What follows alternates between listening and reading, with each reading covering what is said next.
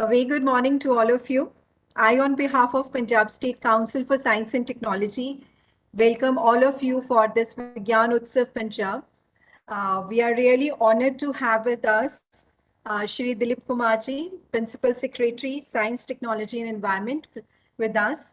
A very warm welcome to you, sir. And we are so happy that you could take out a time out of his busy schedule to be with us. Thank you so much, sir. We are equally elated to have with us Dr. Debapriya Dutta, Advisor, Scientist Chief, State Science and Technology Program, Department of Science and Technology, Government of India. A very warm welcome to you, sir.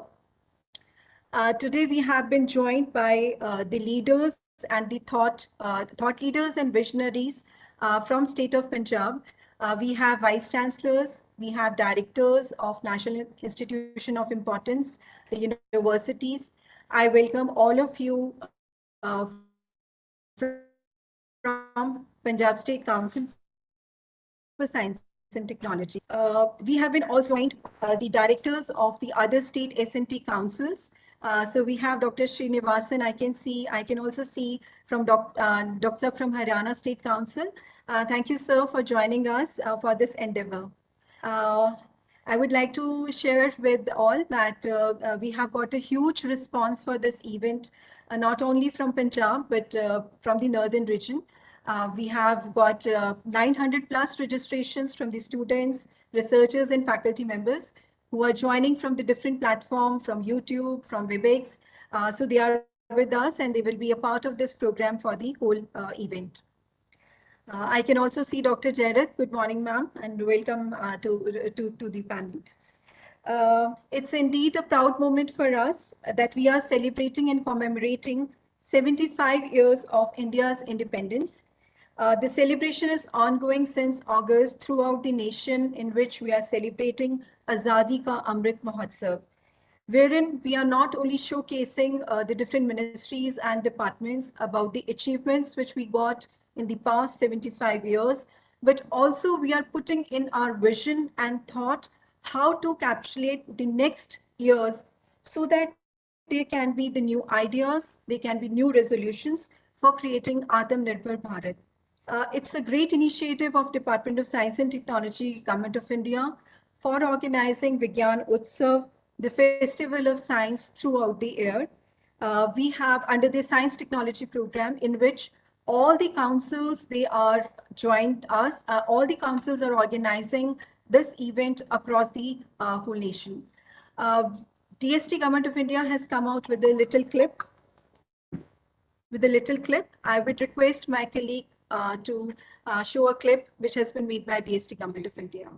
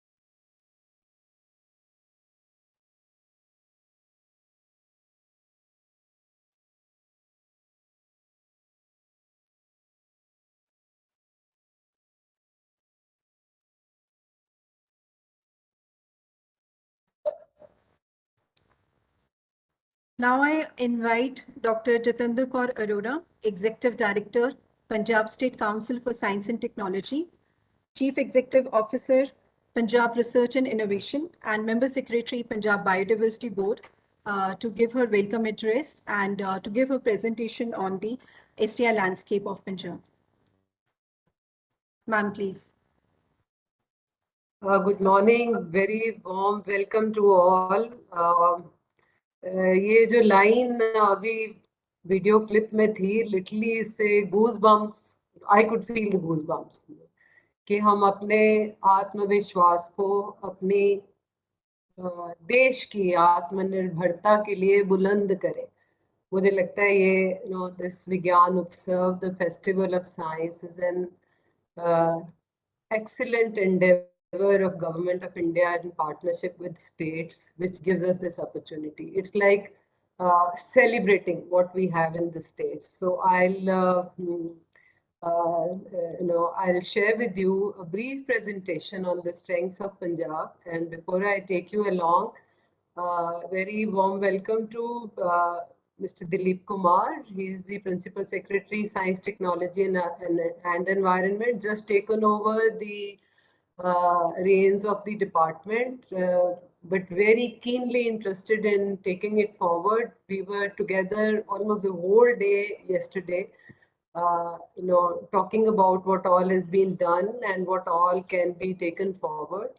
And very happy to have here with us the heads of all the key institutions and universities in the state. And my team tells me that there are registrations of more than 1,000. The researchers, students, faculty from all the educational research institutions in Punjab. Basically, all the practitioners, teachers, learners of science are joining together to celebrate this Utsav, the festival. Let me take you through the presentation. I'll just quickly share it.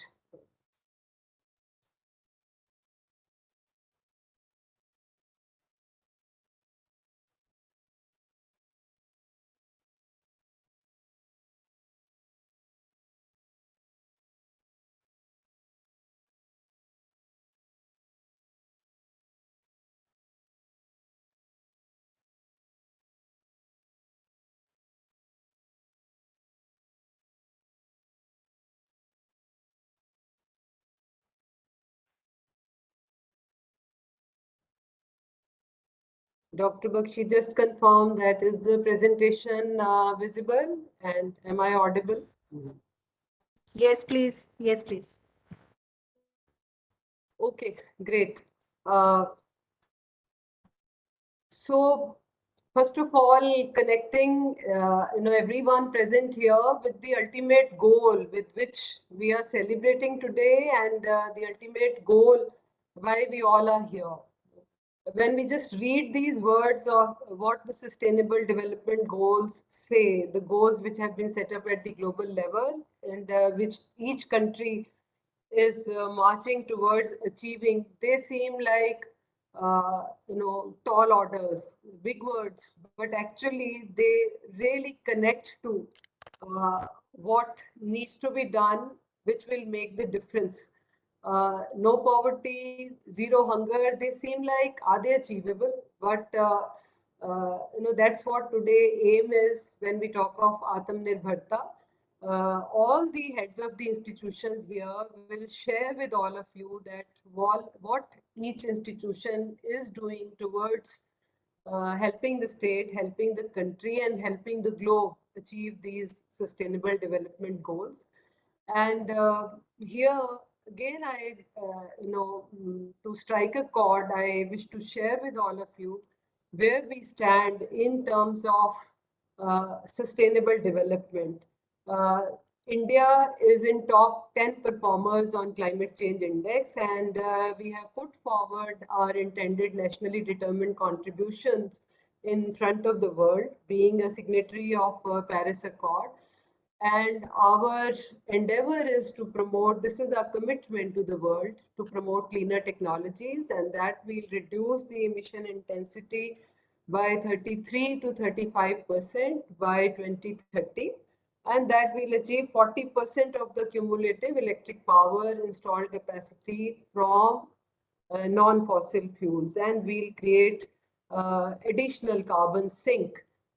So this is what is the overarching goal in front of us, with which science, technology, and innovations, all the promotion endeavors for science and technology are moving forward.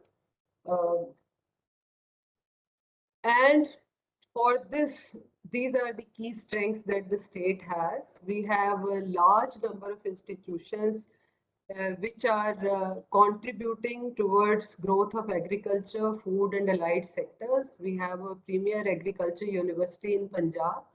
And I have with me Dr. Parikh, the head of both the national institutions, NABI and CIAB, located in Mohali, working on advanced agriculture as well as value addition to agriculture. We have a Central Institute, CIFIT, at Ludhiana. We have Borlaug Institute of South Asia, again in Ludhiana. We again have a university which is working in the allied sector, Veterinary University. I have the Vice Chancellor as well as the Director Research here. We have a institute which is working on the engineering aspects of food sciences located at Longowal, and a very strong department of food sciences in our Maharaja Ranjit Singh PTU. And looking at the environment and climate change sector, again close to half a dozen institutions in Punjab working in this. The state S&T Council has a strong climate change knowledge center, as well as we have recently set up a directorate of environment and climate change, which is again being steered by Mr. Dilip Kumar. We have the action plans in place as far as the state's environment is concerned, and to address the R&D gaps in that, we have ISO specifically working on air pollution. Punjab Agriculture University has a School of Climate Change. Institute of Nanoscience and Technology is working towards bringing in advancements of nanoscience and technologies for water pollution control specifically. Punjabi University also has a Department of Environmental Sciences.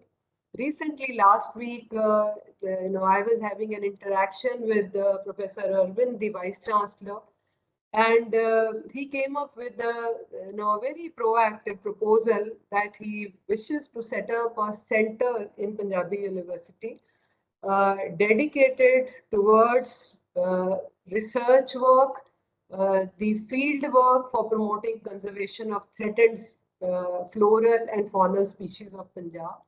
Punjab University again is working closely with the environment sector, and we have a strong department of environmental sciences in Guru Nanak Dev University. And my colleague, who is presently chairing the Punjab Pollution Control Board, was earlier heading the environmental sciences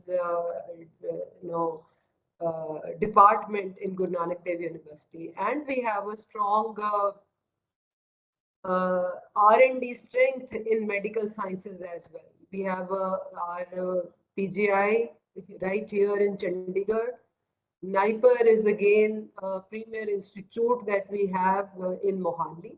IMTech is working on cutting edge science as far as medical field is concerned. They're working on tuberculosis specifically, having international linkages to bring forward the frontier research in tuberculosis, as well as several allied aspects. Baba Farid University Vice Chancellor has joined, or he's joining shortly. He is one of the panelists today. He has done immense work to enable the state take the challenge of COVID management. We've also recently set up AIMS Bathinda. We have, as I shared, Gadwasu, and a large number of institutions having strengths in engineering and technology. Dr. Rajiv Ahuja is here. Last week, we were together working out a strategy for post-COVID revival of MSME in Punjab through technology interventions. We have NIT, Punjab Engineering College, and CSIO, again, is Dr. Sardana is here from CSIO, and a very proactive director of CSIO. Together, as I said, he's also a part of the group working out the post-COVID revival strategy for MSME. Harper is again working on various aspects of technology development to strengthen industry, and Ludhiana is a manufacturing hub of Punjab, and Guru Nanak Engineering College is supporting several MSME clusters in Ludhiana, and we have LPU and Chitkara also working towards that. To give you an overview, we have 15 national institutions in Punjab, 24 public and private universities, 2 top business schools. There are only 2 Indian schools of business in India, one in Hyderabad, and the other one we have here is in Mohali. As I said, we have premier state agriculture university, about 87 engineering colleges, 102 colleges offering science in Punjab at the undergraduate level, and more than 100,000 MSME. I take pride in sharing that the state has a large number of specialized centers of excellence as well within our institutions. I have just shared a few in this slide. For example, ICER has Protein Science Design and Engineering Center. There is a Center for Biomedical Engineering at IIT Ropar. I'm sure when the directors and their senior faculty speak today, they will share the other strengths of the institutions as well with all the stakeholders present here today. We have a Center of Excellence in IT at PEC Chandigarh, and NIPER has a national facility for bioequivalence. There are only 2 such centers which are accredited by WHO, and one of these is hosted by NIPER. And our PEC also has a Center of Excellence in Industrial and Product Design. IMTech, I'm sure everybody is aware of, has an international depository. Every microorganism that you use for any application, for any research, it has to be deposited in a depository so that if required, you can refer back to it. You can, anybody who wants to refer back to it, a sample of that is available. So IMTech has this microbial type culture collection, which is the first international depository authority of WIPO. And also happy to share with you, I mentioned briefly earlier also that we have a Climate Change Knowledge Center in the State Council for Science and Technology, which is focused on building capacity of stakeholders on various aspects of climate change. Punjab University has a UGC Center of Excellence working on nanomaterials, and we have the director of Institute of Nanoscience and Technology also here, Dr. Patra, who has state-of-the-art, who heads the state-of-the-art institute here in the field of nanotechnology. We also in the State Council for Science and Technology have WIPO's first Technology Innovation and Support Center in the country, which is supporting innovators in the state for protection of IP and technology commercialization. And this is the status of human resources as far as key science, technology, and innovation domains are concerned.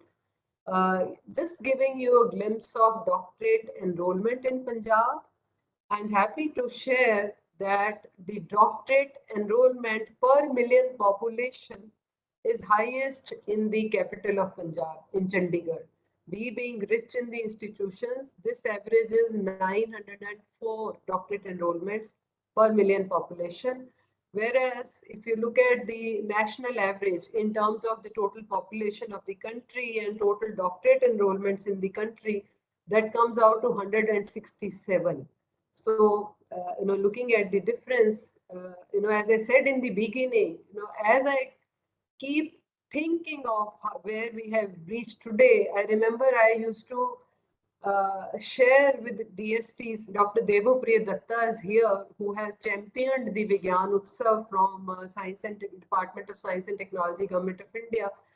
Only about 10 years back, when we used to have discussions, it was painful to see that DST comes out with a report every year wherein they bring out a pie chart showing the distribution of national institutions in the country. And there used to be a very thin sliver of, that slice of pie chart which used to depict the institutions in national institutions in Punjab.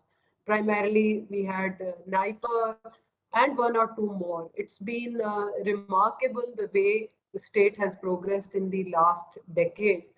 Uh, and looking at these figures, how we are, adding to the researchers pool every year by being the front runners in doctorate enrollment, it is indeed, I would say, a moment for everyone to take pride in.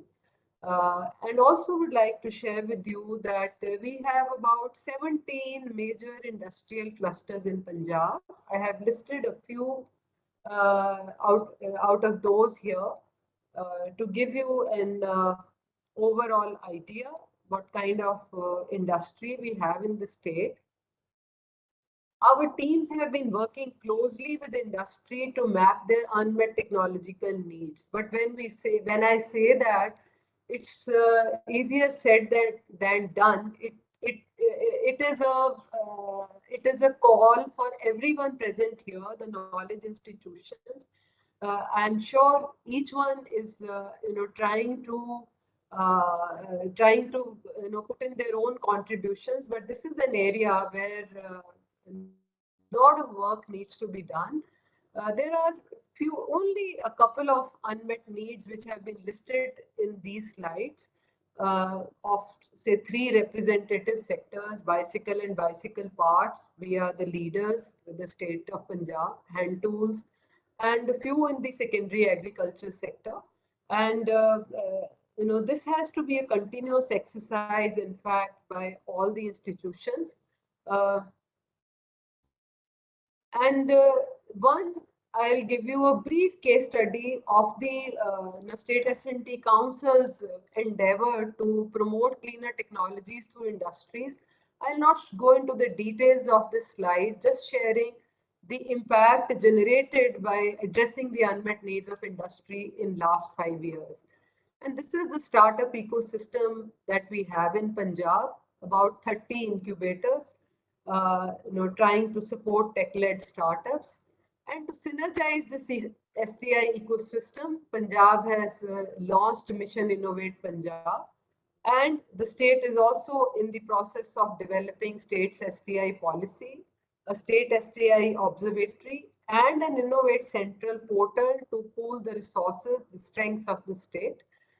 By synergizing various key pillars, I'm keeping the paucity of time in mind, and would just like to mention that,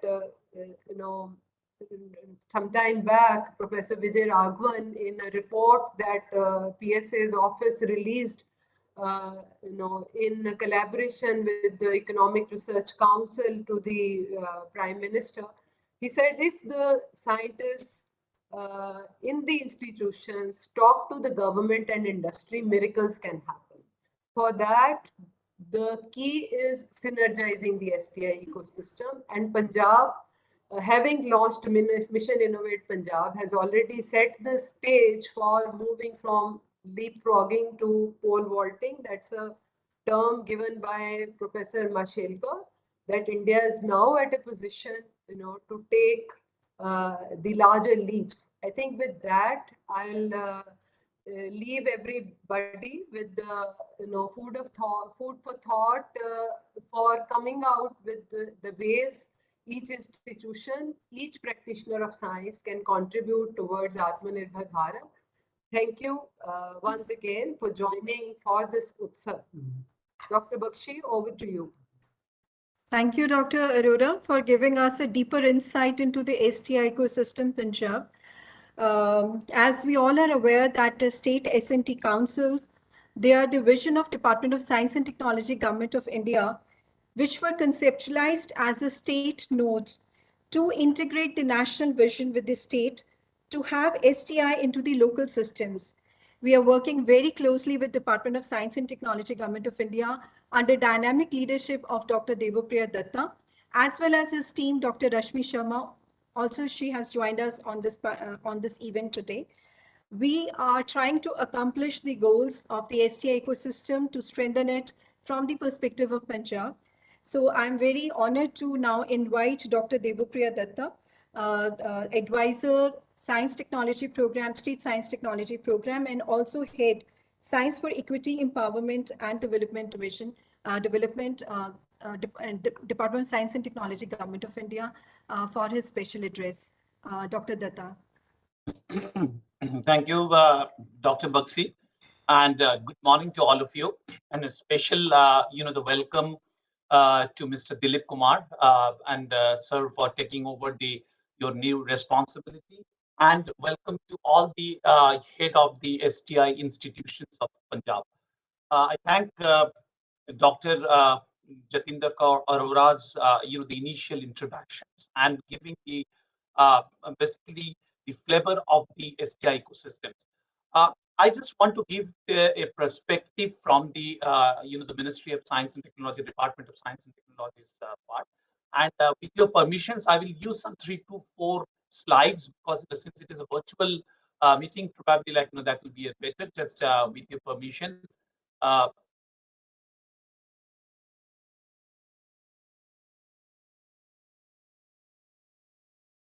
Is it visible? Yeah.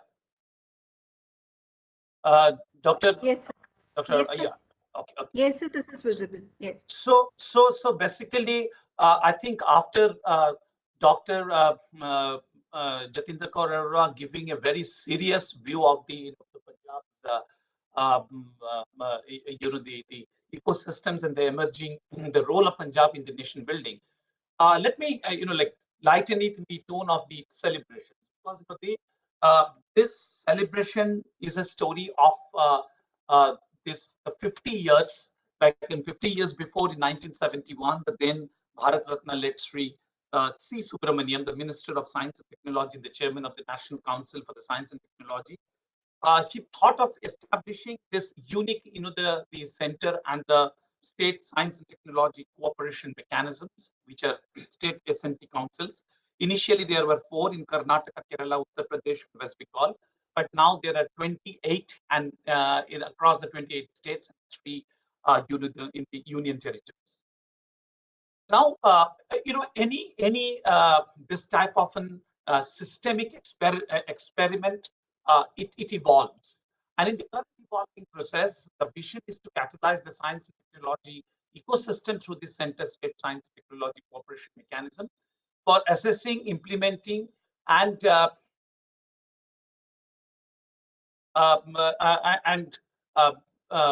implementing and delivering the appropriate solutions to the state-specific challenges. In other one, the goal is to that the entire nation's, the science, technology, innovations ecosystem to, to catalyze from the state and obviously like at the accumulating that at the national level.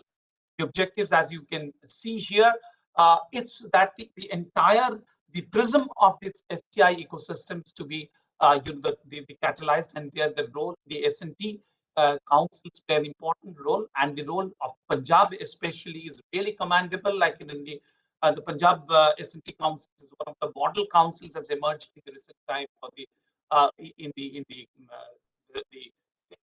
So if you see the vision, like other than catalyzing the overall STI ecosystem, it's the fostering the academic and the industry partnerships by creating opportunities, identification, demonstration, and disseminations of the indigenous technologies and or technologies developed across the globe, scaling up the suitable technologies for the local needs, entrepreneurships in eco-sensitive zones. As you see here in these the pyramid, the S&T councils have a role across all the pyramid, like the bottom of the pyramid, the strengthening of that by reaching out to the majority of the citizens, which is the recent 2013 Science, Technology, and Innovation policy of Government of India is focused towards the science and technology innovations for the development of the citizens. Then the science and technology development per se, like the institutions present here are the indicators of them, and the academic and the industry collaborations and the innovation. So if you see here, like the S&T councils are really the pillars on which our honorable Prime Minister's dream of Atmanirbhar Bharat can be entrusted, and that's the reason, like this 75 years of this our India's independence celebrations, we thought that this network value of these S&T councils over these 50 years, the value what they have brought in the nation building, why not to showcase in the context of how prepared we are for the the Atmanirbhar Bharat, and as you have seen during the initial the video, that we want to give that Atma Vishwas to the every stakeholders of the science and technology, from the the scientists to the last mile, the persons whom we are still not being able to reach, that we are there to take the country ahead. We have heard recently that what our honorable Prime Minister has told, that after this and all that after 75 years, till India reaches the 100 years of the our independence, the growth and the development will be led by the science, technology, and the innovations. So this month, 2nd September, our honorable Minister of State, Dr. Jatinder Singh, inaugurated it, and today we are completing 1 month with Punjab, the best foot forward, and I wish the best of this today's the program, and like what we want to do ultimately over these 12 months, as you see here, that we will be discussing and highlighting the different aspects of the STI ecosystem in the states. From tomorrow we'll discuss on the human resource development, then the R&D infrastructure, then the indigenous technologies, innovation and startups in January, science communication popularizations, then the women scientists, science and society in April, future technologies, basic science for Atmanirbharata and industry, and the last we'll end with our intellectual. You notice that recently the global innovation index, India has risen again, like that from 48 now we are 46, and this is for the last 6 to 7 years we have risen, like many miles. But at the same time, if you look into that, our human development index, we do not have that encouraging story to talk about. So it is our common resolve that through this the important role of the state SST councils, we will work towards to bring the advantage of this innovation, the high innovation index, for improving the human development index to much higher level, so that the advantage of the science, technology, and innovations we can take to the last persons of this country, and the science, technology, and innovations can can be the strong the foundations for the new India, and the new India till it achieves 100 years and beyond of its independence. With this resolve, I thank all the especially Dr. Kaur, Dr. Jatinder, Arora, Sir Dr. Mr. Dilip Kumar, and all the STI institutions head here, and all the people who have attended today, and also the other, the head of the SNT or SNT councils from the other states. Let's work together with that resolve. As you know, that the success of the SNT councils has been has been the noticed by even the Prime Minister's office, and it has been decided that there will be a special the mechanisms between the center and state, but not only this the science and technology, but across the developmental the domains where science and technology can play, science technology innovation can play an important role to develop that type of center state cooperation mechanisms. And I give kudos and the thanks to all the members of this science and the SNT councils the network for that. Thank you very much. Thank you, sir. Thank you so much for enlightening us with the SNT culture, which has been developed all across the country with the leadership of Department of Science and Technology, Government of India. And thank you once again for appreciating the efforts of Punjab State Council for Science and Technology and terming us as a model council. Thank you so much, sir. As already highlighted by Dr. Arora in her presentation, Government of Punjab has laid a strong foundation towards a self-reliant Punjab, Make in Punjab campaign, which is being led in to usher in a new Punjab. Department of Science, Technology and Environment Punjab is playing an instrumental role in triggering innovative competitiveness of state through several STI endeavors. Several initiatives have been pumped in to create requisite STI infrastructure, human resources, and capitalized funding. We are very fortunate to have with us Shri Dilip Kumarji, IAS, Principal Secretary, Science, Technology, Environment, Punjab. And I would now request, sir, to inaugurate the event and address us with inaugural address. To you, sir. Thank you, Dr. Bakshi. Dr. Debapriya Dutta, Advisor, State Science and Technology Program, Department of Science and Technology, Government of India. Dr. Jatinder Kaur Arora, Executive Director, Punjab State Council for Science and Technology. Professor Rajiv Ahuja, Director, IIT Ropar. Dr. H.K. Sardana, Chief Scientist. Professor N.G. Prasad, Vice Chancellors, Directors, Teachers, Students. I welcome you all to this event.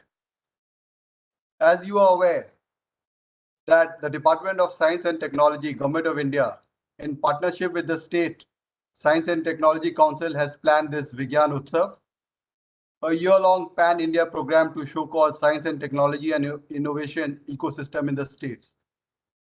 I congratulate Dr. Debapriya Dutta, Advisor, DST, Government of India, and his team for the same. I am also glad to learn that Department of Science and Technology, Government of India, has asked the state of Punjab to develop a model framework for mapping and augmentation of state STI ecosystem for emulation by other states in the country. It will help the states in putting an institutional mechanism in place for database planning as well as effective flow of STI information from center to the states and vice versa. The theme of the inaugural month of Vigyan Utsav is SNT institutions in the state. I learned a large number of researchers, students, and teachers have joined for this program through various online platforms. You would be aware that to create enabling ecosystem for research and development in emerging areas, we have set up Knowledge City. For this, the state government has dedicated one complete sector in Mohali. The Knowledge City has now emerged as state-of-art institutional cluster on 400 acres of land. Besides two national institutions of biotechnology sector and Punjab Biotechnology Incubator, it has also the first national institution in the field of nanotechnology, which has been set up under India's nanoscience mission. We are now working towards development of Mohali as STI city cluster with support of Principal Scientific Advisor to Government of India and involvement of all the institutions in and around Mohali like IIT Ropar and other institutions. We also plan to create researchers network in the key domain relevant to the state, such as climate change, air pollution. You are all aware that Delhi, blames all the problems of its air pollution to Punjab. So what are the steps which Punjab and the neighboring states are doing to reduce the air pollution in Delhi and around the NCR area? The water pollution, waste management, and connect these with national and international circuits. I'm also glad to learn that the State Science and Technology Council has mapped the strengths of incubators in the state and is striving to develop a thriving incubators network to support technology-led startups. The state has also recently set up Punjab Innovation Fund with 150 crore corpus for investment in early stage startups through private sector participation. The State Council for Science and Technology and Pushpa Gujarat Science City are also working together to inculcate scientific temper in masses through national flagship programs like Children's Science Congress and National Green Corps. With these words, I'm happy to inaugurate Vigyan Utsav Punjab, the festival of science under which the stakeholders will get an opportunity to interact with and learn about one key pillars of state's STI ecosystem every month. Thank you once again, and a warm welcome to all of you. Thank you so much, sir. May I request you to release our report, which is on innovation and incubation ecosystem, by clicking a button. Yeah, there it is. Who's clicking?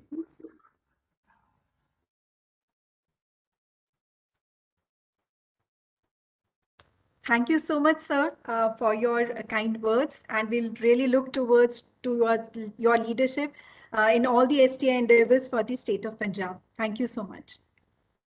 Thank you once again. I think I am the only journalist in this entire scientific people around. So it's an occasion for me to learn.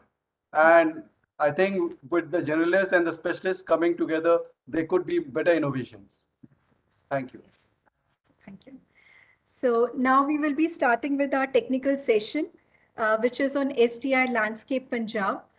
We have three eminent institutions who are participating in this.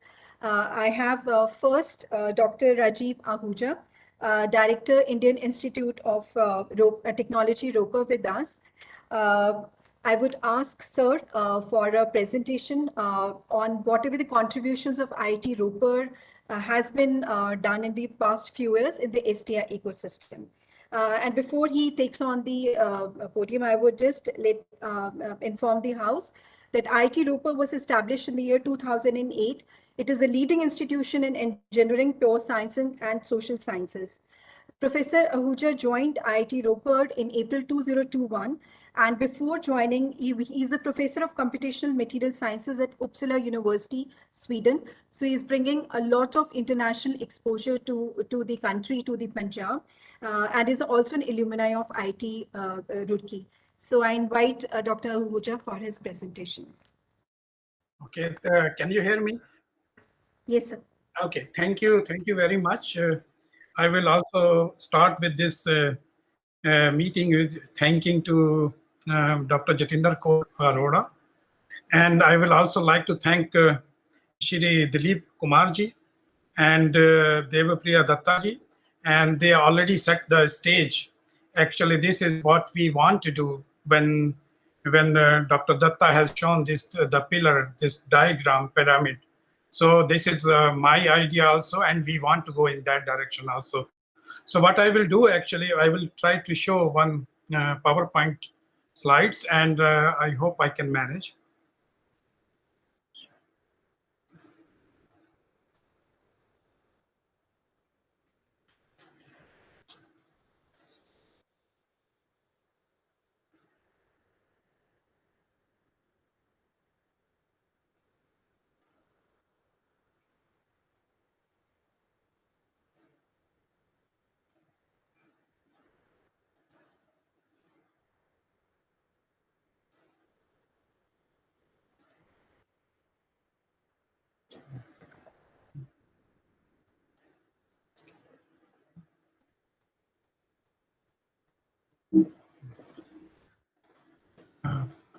Can you see my screen?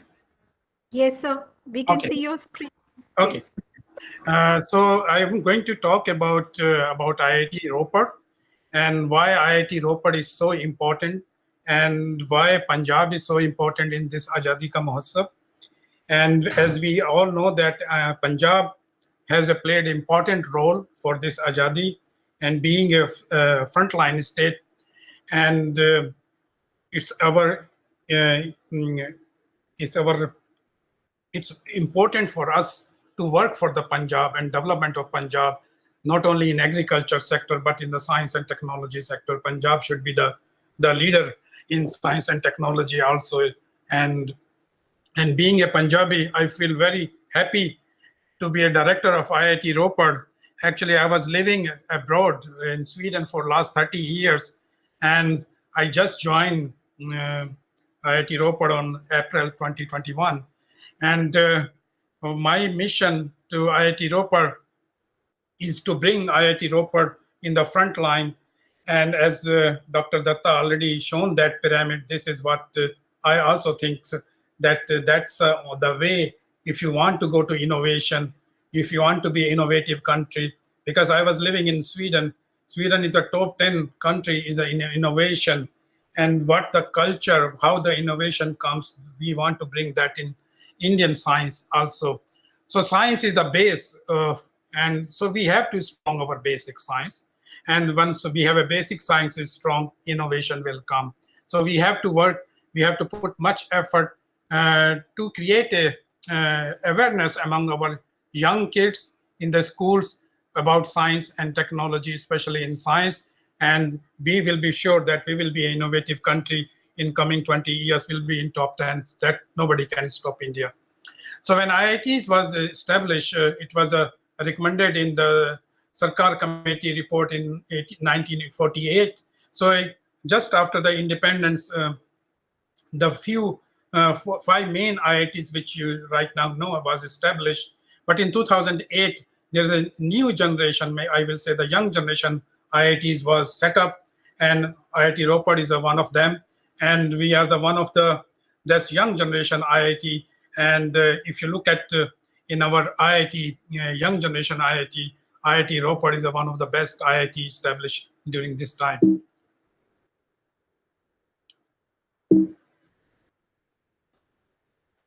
So if you look the overview of, if I want to give you overview of IIT Ropar, I will not go in detail in the past when we established first in 2009. So if you look at in last 5 years, we started with 9 departments, and now we have 11 department in IIT Ropar, and our faculty strength is increased from 70 to 177.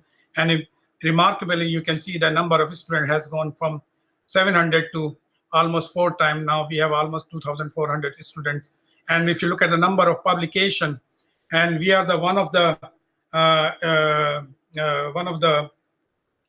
of the best institutes in India, even in the whole world, that if you look at the number of publication or number of citation per faculty, we have a very high ratio among all IITs and abroad. So we have a 7 UG program, and this is we want to increase it to we want to add more UG program. So in near future you will see the growth, and we will go to the same level as our older IITs. So we will have similar number of UG program and PG program in IIT Ropar also. So when we talk about the center, Dr. Jatinder Kaur already mentioned about one of the center. So I would like to introduce you 2 more center. One is the Indo-Taiwan Center on Artificial Intelligence and Machine Learning. And day before yesterday, when ministry from Taiwan ambassador has came, and we have make now a center for Mandarin language at IIT Ropar. So IIT Ropar is one of the only IIT which has center for Mandarin language as well as a Indo-Taiwan Center for Artificial Intelligence in all IITs. And very recently, we have set up a DST hub, which we call Awadh.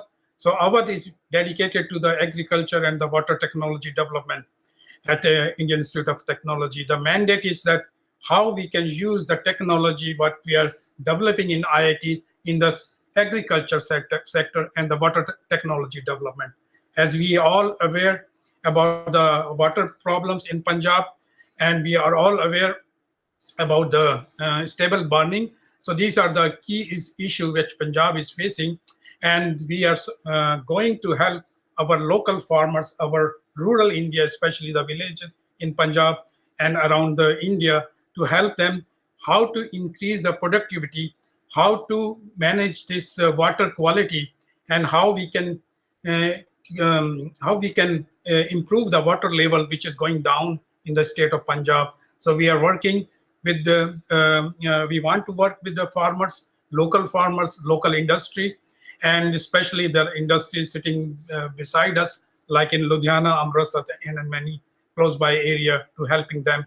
And Indian Institute of Technology will play a key and important role in that area.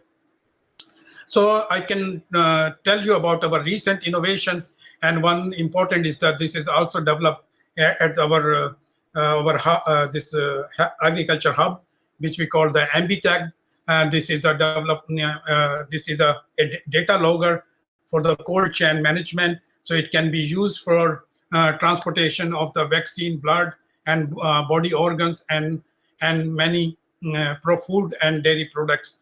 So what we have developed this product, at very low cost, and we can sell this one what the international brands are selling in maybe in 2,500 rupees. We are going to make this in 500 rupees, and we are going to market this in very near future.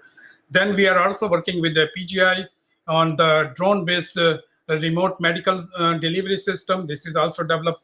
We have developed the drone technology together with PGI, and then we have also developed the hydrophobic materials for coating of the PPE kit, who are especially the people working in the health sector during this pandemic time, in the staff and hospital and it can be used also in other industry also. Then we have developed this a new type of prototype which we call G1 Vayu, which can accelerate the oxygen delivery, which we have seen in the last pandemic.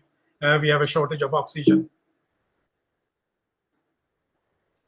Then IIT Ropar is always in news, and we are a small and we are a young IITs, and our when we say young, our faculty is young. We have the average age of our faculty is 35 years old, and we are a young faculty with a lot of dreams, and we are working for innovation. So young faculty is looking in the future of India, and they are working in the innovative way. So innovation is coming from the freeness, and which I will like to stress. And when you mention about industry and academia, so we have to work together with the industry and academia in order to bring the innovation in India. And we are lacking that. We are not working so closely with the industry as we work in the Western countries. So I would like to also mention to you that during this Azadi Ka Mahotsav, we are going to celebrate every second month the Industry Day at IIT Ropar, where we will interact with the local medium-scale industries which are situated in Ludhiana, Amritsar, and they will come at IIT Ropar. They will interact with our faculty, student, and our student, and especially the PhD student, and we will find the way how to solve their issues related to research and development.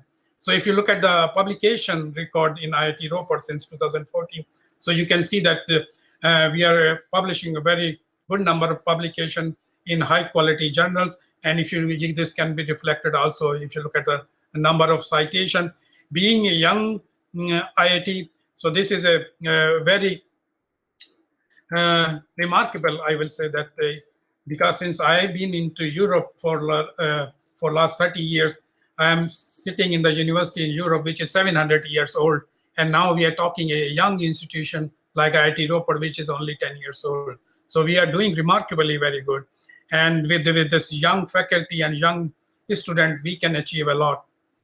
And if you look at the institute ranking, so if you look at the recent institute ranking, we are 19th in the engineering category in NRF ranking. But if you look at the Times University ranking, and we ranked second in India after IISc Bangalore. So we feel very proud of that, that we are doing so well and being a young and very dynamic. And this is our vision at IIT Ropar. We want to work for rural technology, and we want to work for our rural India, where 80% of the population is living. We want to work with the small scale industries. So this is our, if you can see that this is IIT Ropar. So we want to collaborate with the small scale or medium scale industries, which are in the state of Punjab. And we have a more than 1.6 lakh of small scale, medium scale industries in the cluster of Ludhiana, Jalandhar, Amritsar, Batala, and Mandi Govindgarh. So we want to work with them. We want to work with the state-funded research institute and university, and we are already working with that one. And we are also working with all the agriculture university, the main agriculture universities in Punjab, for the technology development for the agriculture center. And we are also working for the water technology development technology, how to take the contamination of heavy metal from the water. We are working on that technology at IIT Ropar.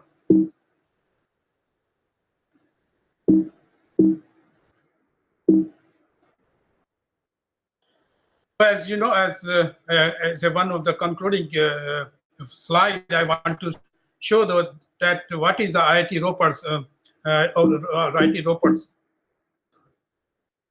What is the strength of the IIT Ropar? So we have a strength. We are working in the area of the health.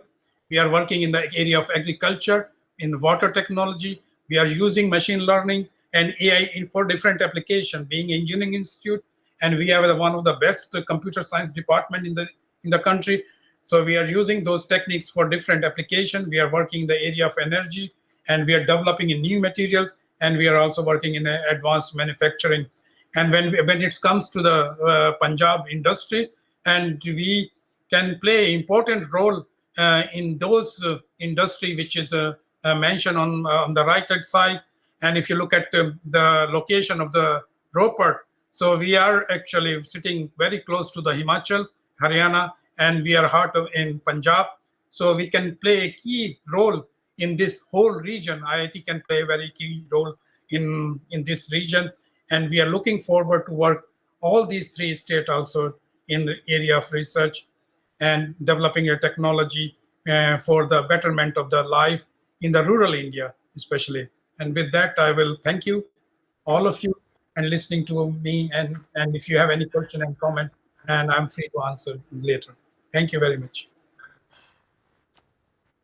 Thank you so much, sir, for sharing with us all the achievements which IIT Ropar has been recognized, and the appreciations which have come way, for your centers of excellence which have been established, especially to cater to the grand challenges of Punjab, as well as we're also, it's very heartening to note that under this Azadi Ka Amrit Mahotsav, you are going to organize this industry day. And some of the other activities of the also organizing the rural technology events. So this is in consonance with the similar mandates of the council, and it would be really, we are working already with your team, and it would be really further for further endeavors also, it will be PSCST would look forward to work with the IIT Ropar. With this, we will move on to the second presentation. We have with us Dr. H.K. Sardana, Chief Scientist, Central Scientific Instrument Organization. CSIR is a premier national laboratory which is dedicated to research, design, and development of scientific and industrial instruments. Dr. Sardana is associated with Center of Excellence for Intelligent Sensors and System, and his interest in research industry, analytical skills, and data analysis. He's a doctorate in image processing, pattern recognition from University of Nottingham. I would now request Dr. Sardana for his presentation. Sir, please. Thank you, Dr. Bakshi, Dr. Arora, Dr. Ahuja, other hosts, Mr. Dilip, and Dr. Bhattacharya from Delhi. and other panelists, ladies and gentlemen, good morning. As Dr. Bakshi mentioned, I represent a CSIR lab, which is Central Scientific Instruments Organization, very much in the capital UT, Chandigarh. And I'll just briefly showcase what we are. Well, maybe known to many of you, but for the younger generation and other institutions, I believe many people are participating today. So I will take this opportunity to showcase what we are and what we do and what we have been able to serve the society in which way. So very briefly, for the time that is available, I'll showcase that. Hope the screen is visible. Yes, sir. Okay, so I'll just take this opportunity to tell everyone that we come from CSIO Chandigarh comes from a laboratory under the aegis of CSIR, which is Council of Scientific and Industrial Research, and it is really happy for me to share that in the same month of September, CSIR celebrated its 80th CSR Foundation Day. So we are 80 now. Maybe for some of the younger people and other institutions to know that CSR was founded before even independence, and it became a mother of many other institutions, including IIT in some way. IITs in some way. So that is my gratitude to the parent organization. And so as Professor Ahuja mentioned, we also run academic programs, again at a larger CSIR level. In a way, all CSIR laboratories participate in that. And as any research institution, again, happy to share that ACSR in this region, which is working, through CSIO Chandigarh, and is of course an institution of national importance. So it was ranked 22nd as in the first entry itself. It became the 22nd research institution category. So just to share that we have both R&D and HRD going hand in hand. Back to the laboratory I represent here. It is again, you can see some building. Chandigarh, very much in the city, sector 30. And now I'll share a few things of how recently, in the name of Atmanirbhar, and we can say due to the pandemic, and so things happened all over the world. And our new director, Professor Ananta, joined last year during that pandemic period. So we restructured a few things within the organization, and you may see a few things that CSIU already known for avionics. As you will see, it's aviation plus electronics. With that, we added imaging and display systems. Avionics, anyway, we were doing head-up displays for light combat aircraft. You may be knowing Tejas. So we are proud to share that that has been one landmark, service from CSIO to the nation. And we are running biomedical mission as such at the CSR level with various laboratories. So we have a department here with the name Biomedical Applications, and we have collaborations with PGI and including IIT Ropar in many ways, where scientists and faculty of IIT Ropar also work together. We have added some rebranding of the things in a manner, intelligent machines and communication systems, particularly to cater the new technologies of drones. So this is to bring communication and machines together when they fly in air in the near surface locations to serve the society. This intelligence requirement came in, and we restructured our manpower in that manner. And in the recent past, particularly during the pandemic and Atmanirbhar slogan, CSR has been expected in many ways to serve directly also. So in small volume, very important nation's requirements, we have set up what is called manufacturing technology and instrumentation. So not just instrumentation in a scientific manner, we are providing solutions when there is an emergent need and initially when industries are not ready. So like the pandemic situation, you will see some outcomes of this effort that we started last year. So material science and sensor applications, of course, age-old with our lab, expected as sensors to be the core of instrumentation. So a new focus has been given from material science perspective to have a lot of indigenization and Atmanirbharta in a manner through these applications. Energy management technology, we have a Chennai center, maybe for some of the people to know for the first time, who are very active actually in providing energy management solutions to the industry, and a lot of energy saving has been proven through their interventions. We have now 2 centers, and Professor Ahuja also mentioned, and many institutions were showcased. Dr. Arora mentioned about centers. So we have set up, in fact, I was working in one department. Now it is now called Center of Excellence for Intelligent Sensors and Systems. So in a way, we had already deployed many intelligent systems in the field for DRDO and other intelligence agencies and many other, wildlife agencies. So now we have formed it as a center. So people are welcome to consider collaborating with that.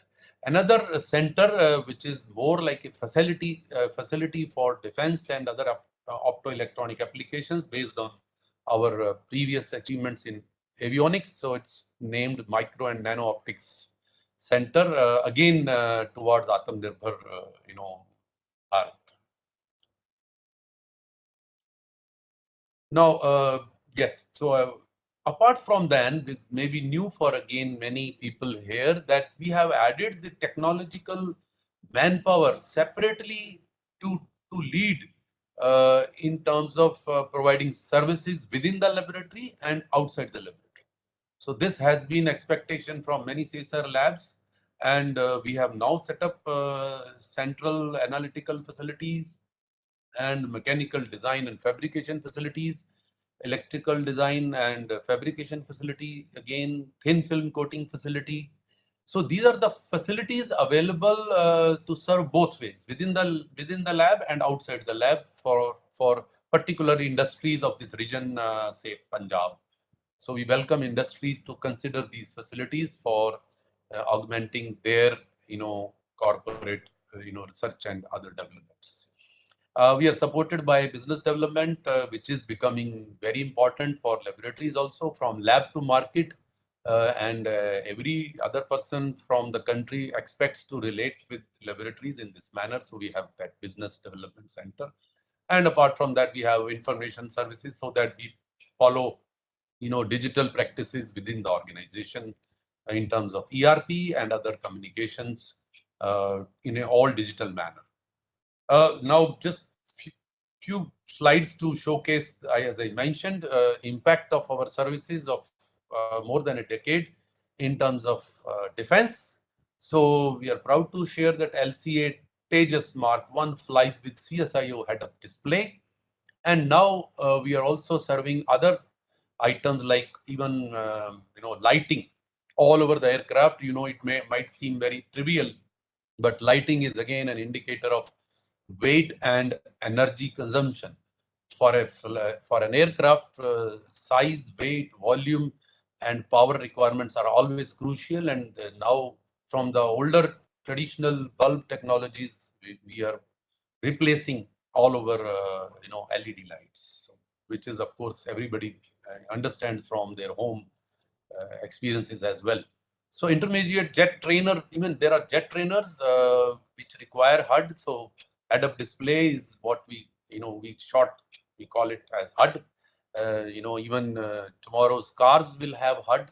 So we are already 5th in the world to have achieved this technology for our own country, and we had made Atmanirbhar Bharat through this aviation technology by our laboratories at NAL Lab, Bangalore, National Aeronautics Lab, and CSIO with HUD, and many other collaborative agencies. And Hawk aircraft also flies with CSIO HUD. So 3 achievements already serving the society, and Sukhoi 30 waiting for CSIO HUD, and LED lights all over in the aircraft of Indian Air Force will be the way we will serve the society or the country in terms of defense for the nation. So that's the last 2 are on the way to serve the society. Now, in terms of what in fact, just about 1 year made a change in the impact of our laboratory to the society in terms of environment. As I mentioned, we had manufacturing at a small level in the lab. So UVC based air sanitization, which some of you might know, has already made a huge change in terms of changing the air conditioning systems of buses, over transport, in terms of lifts and toilets, in terms of trains even, and also already set up in Indian Parliament as an example. So as a record, IMTech Laboratory, whose director is probably joining this session next in the panel. So together with our sister lab, IMTech, we have also developed air sampling units to really prove that that these interventions are helpful towards combating the environment where SARS, COVID virus could be, floating or could be, surviving. So various other related like testing chamber. So, even to the extent IMTech joined hand with us with their BSL lab for this dose testing for a variety of methods. So many industries joined us. In fact, before we gave these solutions to test their UV systems. So they were making smaller systems to combat smaller areas. Then we went on in a large scale, and then MSMEs, BIS, NABH, and the road transport and in automobile associations joined us towards standardization and calibration, and then the whole within no time 32 MSMEs and then even the larger industries are joining, Voltas and many others, air conditioning systems. So you will see now country bubbling with air free of such viruses, including our train to Chandigarh Bandra railway train has already been set up with one unit that is making sure the air conditioning within the environment of transport. So transport carries a lot of volume, and the root cause of such virus has been transport among the nations. So probably this was one hitting point for us to venture, and we could go in large scale in no time, but still long way to have collaborations for more industries. So within the same duration, we went into purified air pressurized respirators. We went into oxygen saving devices. Professor Ahuja also mentioned what we named it was Oxymizer, and Ambu bag based kind of a portable ventilator, which became the need early in the last year, and then somehow the need got somewhat diffused, because initially there was a feeling that a lot of ventilators would be required. So we worked even to develop that, and even the technology was transferred to an industry, and then they are yet to come up with commercial versions. And of course, miniaturized. CSIO was known to serve the environment even before pandemic. We had developed electrostatic spray for pesticides, and now we are changing it to miniaturized, almost handheld portable electrostatic spray for various environmental situations. So this is a recent impact on the society. There are many things already known from our website, so I will not go into details. I'll just given you the small delta addition in the recent pandemic that went through, and the CSIO remained, serving to Atmanirbharta of the nation. So thank you very much. I hope other panelists will have their own contributions to share. So thank you from my side. Thank you very much. Thank you, Dr. Sardana, for giving us the real insight into the centers of excellence which are there, the technologies which are being developed, and especially the impact it is creating on society, environment, health, and especially for the defense services, what contributions are being made by CSI, I think are commendable, and even for the COVID management also. So thank you so much for sharing us all these contributions of CSI. Thank you. So moving towards the last expert of the session, we have Dr. N.G. Prasad, Dean Outreach, Indian Institute of Science Education and Research, Mohali. ISER, we know, is one of the 7 ISERs which have been set up by Ministry of Human Resources to promote a multidisciplinary education and is emerging as a global center of learning, academic excellence, and innovative research.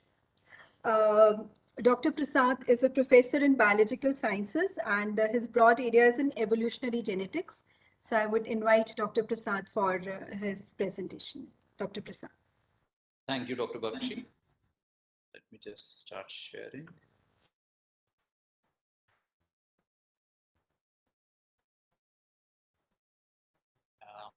Can the presentation be seen? Yes. Yeah, okay. So I would like to thank all the organizers. Thank you, Dr. Arora, Shri Dilip Kumar, Dr. Dutta, Dr. Bakshi. Thank you for inviting ISA Mohali. And I'm very happy to be speaking to you about what is it that ISA Mohali does for the region and for the country as a whole. ISA Mohali is one of the 7 sister ISERs that are present around the country. So the question is, why ISERs? What is the need? So if one thinks about it, if a country has to be truly Atmanirbhar, one needs to have people who are highly trained in science, students who are interested to take up a career in science, and a society which is ready to receive the benefits of science. So therefore, who makes the scientists of the next generation? With that in mind, in order to promote a very high quality of scientific research and training, the Ministry of Education, through an act of parliament, established the ISERs. There are 7 ISERs, as I said, around the country. In 2006, the first 2 were established in Kolkata and Pune. And 2007, ISER Mohali was established. 2008, 2 other came up, one in Thiruvananthapuram and the other in Bhopal. And about 5 years later, we established 2 more, one in Tirupati and the other in Berhampur. So totally, we are a set of 7 sister institutions. ISER Mohali is one of the oldest. Now, all these ISERs, especially ISER Mohali, have 3 specific mandates. And my talk today will be focusing on how we are trying to fulfill these 3 mandates and serving the society along the way. The first mandate is to have extremely high quality science teaching, so as to produce the scientists of the next generation. Second is high quality scientific research. This is more oriented towards basic research, but a lot of it has direct applications. And the third is scientific outreach, to go out to the society and schools and children at a much lower level of schooling and attract them towards science, tell them about the science and technology that is happening not only in ISA, but also around in other institutions and around the world in general. So these are the 3 basic mandates. So let's take up teaching first. How do we do it? Well, if you look at teaching in ISERs with a mandate of producing scientists of the next generation, the key difference probably lies in our mix of teaching, traditional teaching, and hands-on research, especially at the undergraduate level. If you think about it, any undergraduate student who comes into ISA Mohali, the first day itself or anytime he or she wants, can walk into any lab that is in ISA Mohali, express a research of wanting to do some research. They will be welcomed into the lab. They can get hands-on research. Now, the second way research and training, teaching are interspersed is that all the people who are teachers at ISA Mohali are also scientists who are running their own research programs. So two ways: one, by having scientists teach the actual students and giving students direct access to cutting edge research at a very early stage of their career. We hope to achieve an interest in the students about a career in science, produce the scientists of tomorrow. We have, almost all the ICERs have at least 3 flagship programs. One is the dual degree BS-MS program, which students can enter after their 12th standard. I'm told many colleges and students have joined today, so this is for you. You can join ICERs after your 12th for a BS-MS program. During the first 2 years of these programs, you will be allowed to explore all the subjects, not just physics, chemistry, mathematics, biology, but you will study history and philosophy and workshop and electronics and coding and all that. After that, you will be allowed to choose a major. It can be in physics, chemistry, mathematics, biology. Interestingly, IISER Mohali is one of the first educational institutions in the country to offer minor degrees, especially in data sciences. Our first batch of data science graduates just passed out in the convocation that was held in June. We also give out minors degrees in science education, astrophysics, and at least 14 other disciplines. The 5th year is always reserved for research. So there is a good mixture of teaching and research, which we hope will produce the scientists of the next generation. We also have integrated PhD program, which people can join after graduation, and PhD program, which people join after post-graduation. And we have a pan-India applicant list. IISER Mohali started in 2007, and as was said earlier, we are situated in a spacious 125-acre residential campus, thanks to Punjab government for setting up the Knowledge City. We are right in the Knowledge City. We have about 600 students, about 1,000 of them are the BSMS, and about 600 of them are doing doctoral research. We have 100 plus faculty members, which are divided into 6 research departments. So I'll take up the second theme of the day, which is research. Of course, in IISER Mohali, you have 6 departments: biological sciences, chemical sciences, earth and environmental sciences, about which Dr. Arora spoke. We also have a department of humanities and social sciences, because we strongly believe that scientists, in order to have a well-rounded approach, not only to their own narrow subject area, but to relate to the society in general, have to have a good understanding of humanities. So people study in humanities department, study philosophy of science, history of science, science and society. These are the research areas that are being pursued there. We have mathematical sciences and physical sciences. One of the important things to note is, though that we have 6 departments, each department is highly varied. For example, in biology, we have neurobiology to cellular biology to evolution to developmental genetics of plants. High variability within departments, high variability across departments, but no department is watertight. There is movement of people in terms of appointments, in terms of projects, in terms of proposals and research. Even any student, for example, doing a majors in mathematics can decide to do a research in humanities. So that kind of flexibility is allowed. Even though our primary mandate is a lot of basic research, a lot of research that my colleagues do have direct applications, and I've picked up a few examples to show you so that you get an idea of what is it that we do and contribute. For example, my colleague, Dr. Kamalpriya Singh, works with spider silk. It's one of the strongest materials, stronger than silk, it is said. It is completely biologically compatible because it's made up of protein. What Kamal has done is he has developed patented technology where he uses lasers to manipulate spider silk and make it usable. For example, he can solder spider silk onto lenses, which can then be put into eyes of people. Or you can make very sensitive sensors, for example, seismic sensors, by hanging a thin mirror from these spider silk, which is very sensitive and can give you very good measurements and detectors. So this is one kind of research that we do.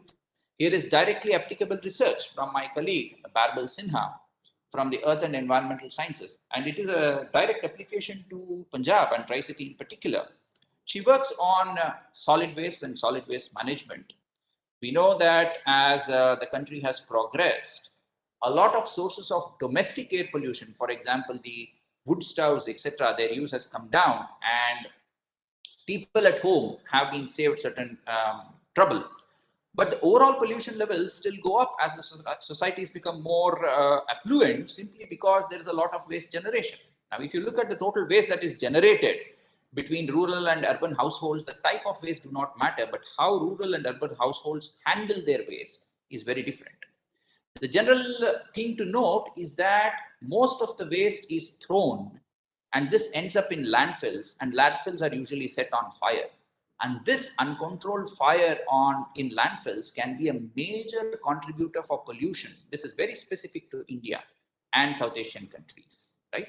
And she has tracked how these landfills are burned, what is the effect, and she has models which predict if we become better at this waste management, how can we save the situation in the coming years?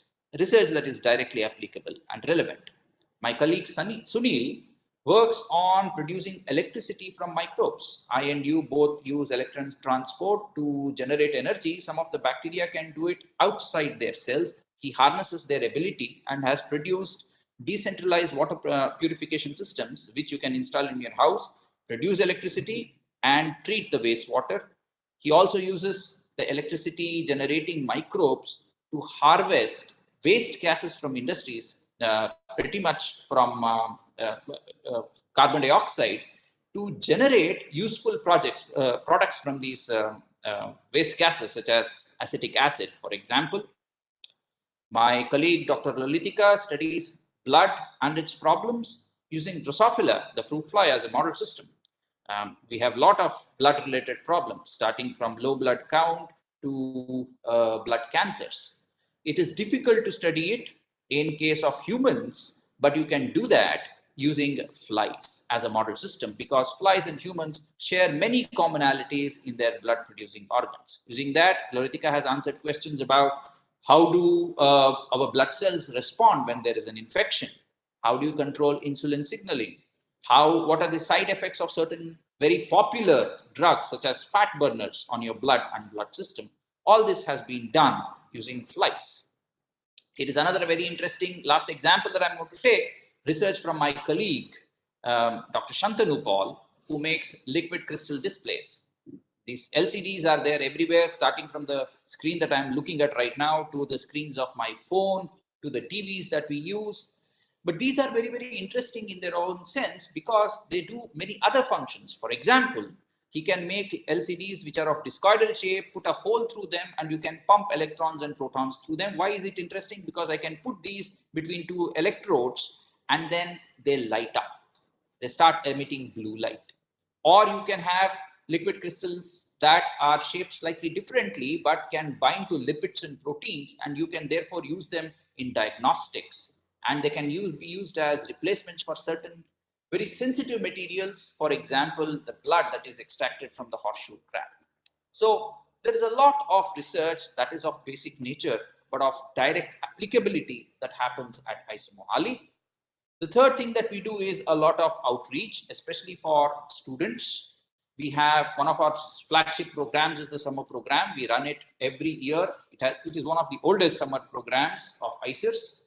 Sadly, though, in the last 2 years, we have not been able to run it because of the pandemic. The idea is we get students at the BSc level to come and join us for 2 months and do hands-on research so that they get interested in a career in science. We also run a public engagement series of talks. The last Saturday of every month at 11 o'clock, please reserve the time. We would love to invite you to join us. We have very interesting topics being talked about by very interesting scientists, and these are publicly broadcast. Anybody can join them. I invite all the schools and all the people here to join us on Saturdays. There are many other outreach activities which you can look up at our website. You can try and follow us on Twitter. We keep giving updates about science, outreach, and research and teaching that happens at ISOMOHALI. You can also get in touch with us at Dean Outreach at ISOMOHALI. This is our beautiful campus. Thank you.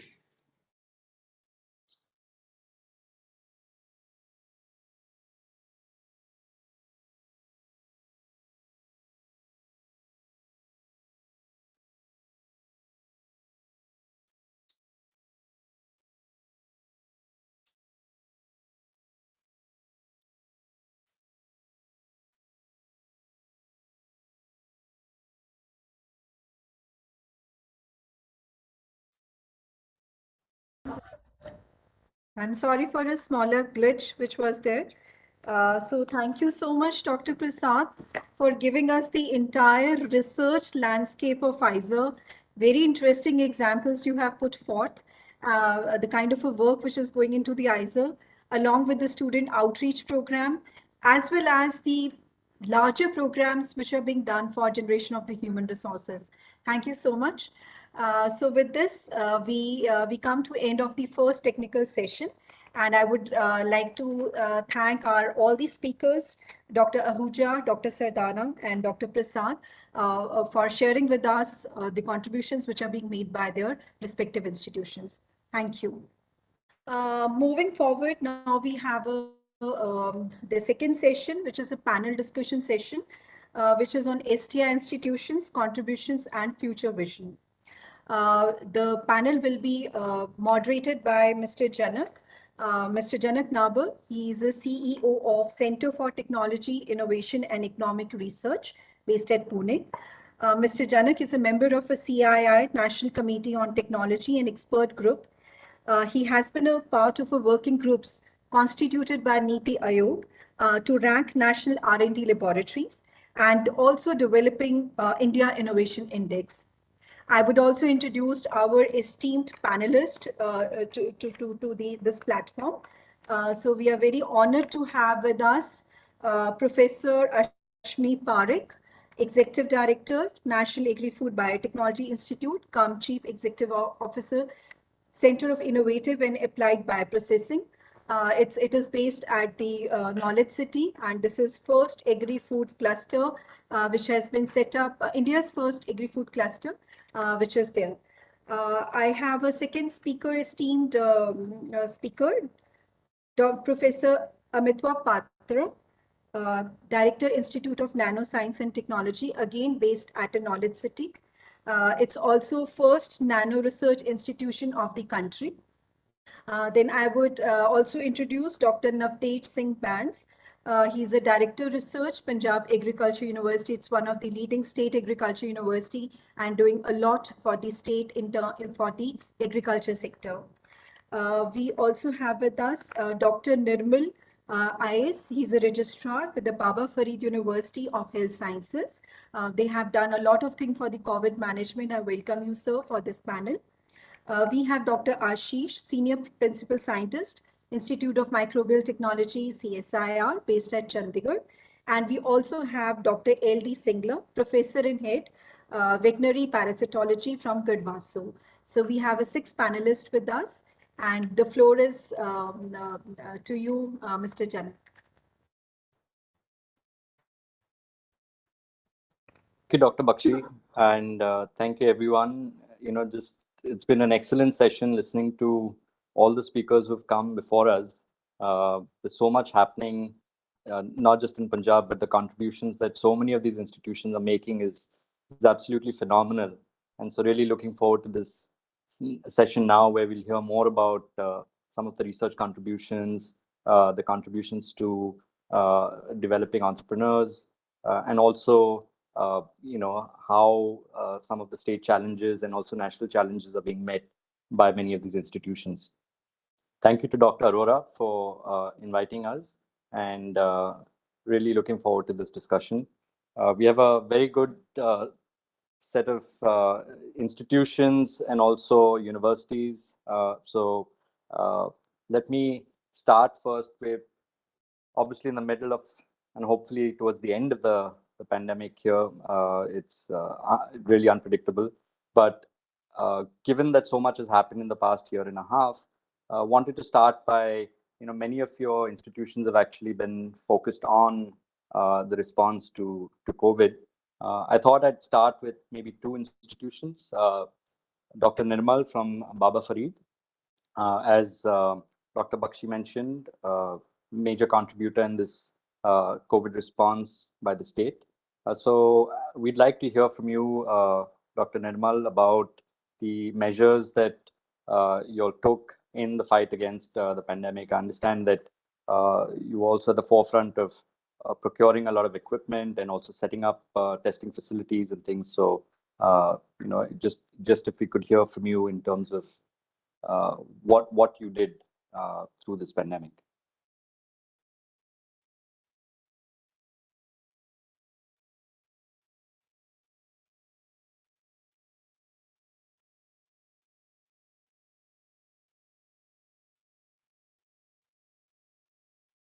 Is Dr. Nirmal from Baba Farid University there?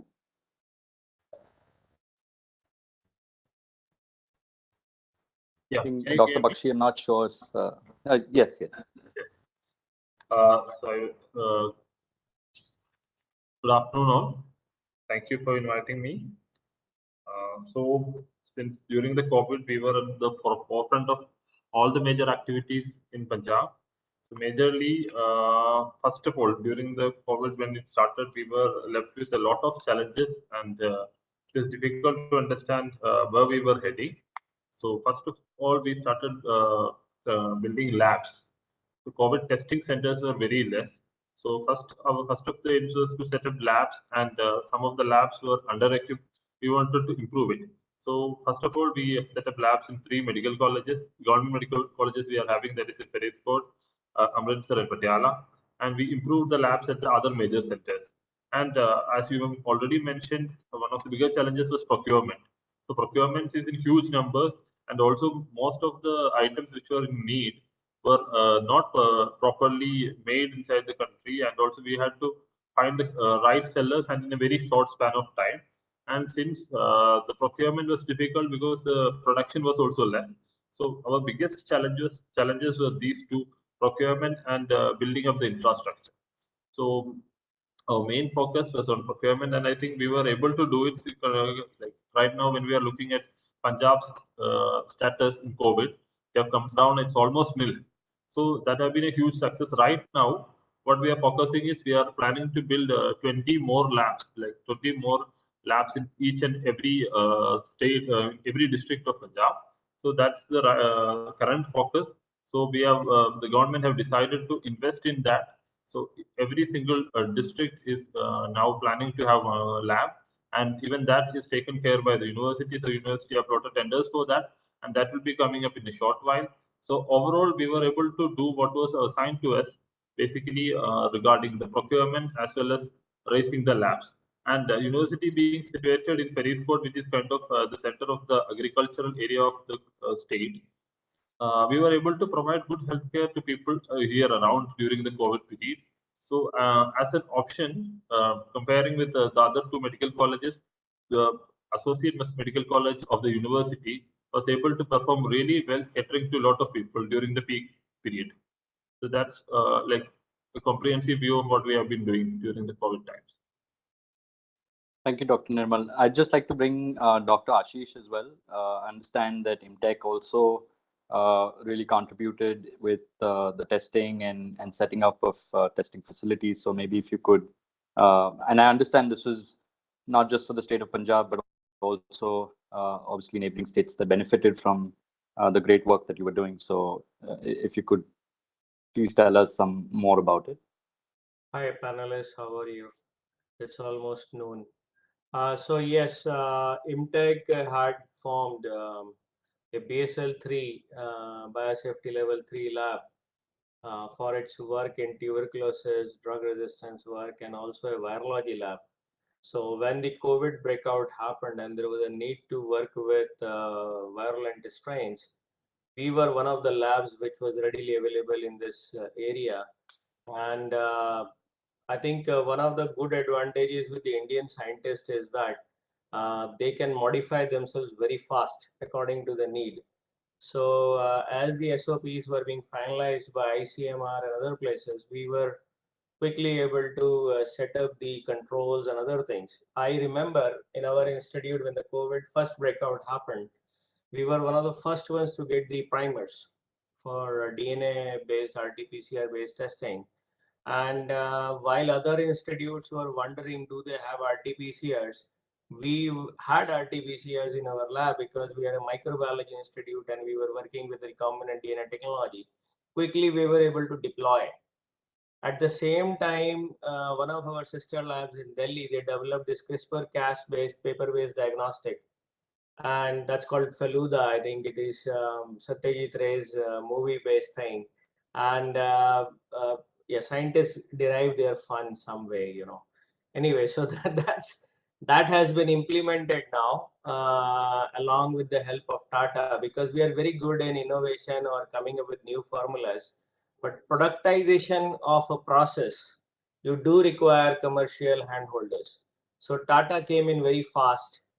We were able to do, see, we were good in doing the, you know, trials and other things, and everything happened. ICMR gave its clearances and something, and now we are trying to do with Chandigarh administration. I think a zero survey is underway with the Feluda kit, because see, COVID is not going away. COVID is going to stay here for 1-2 years. Seropositivity test and other things will become a routine exercise. I must say, almost like a pregnancy detection kit. It's going to stay there for 4-5 years. So we have to not only do it ourselves, but also I personally joined this meeting.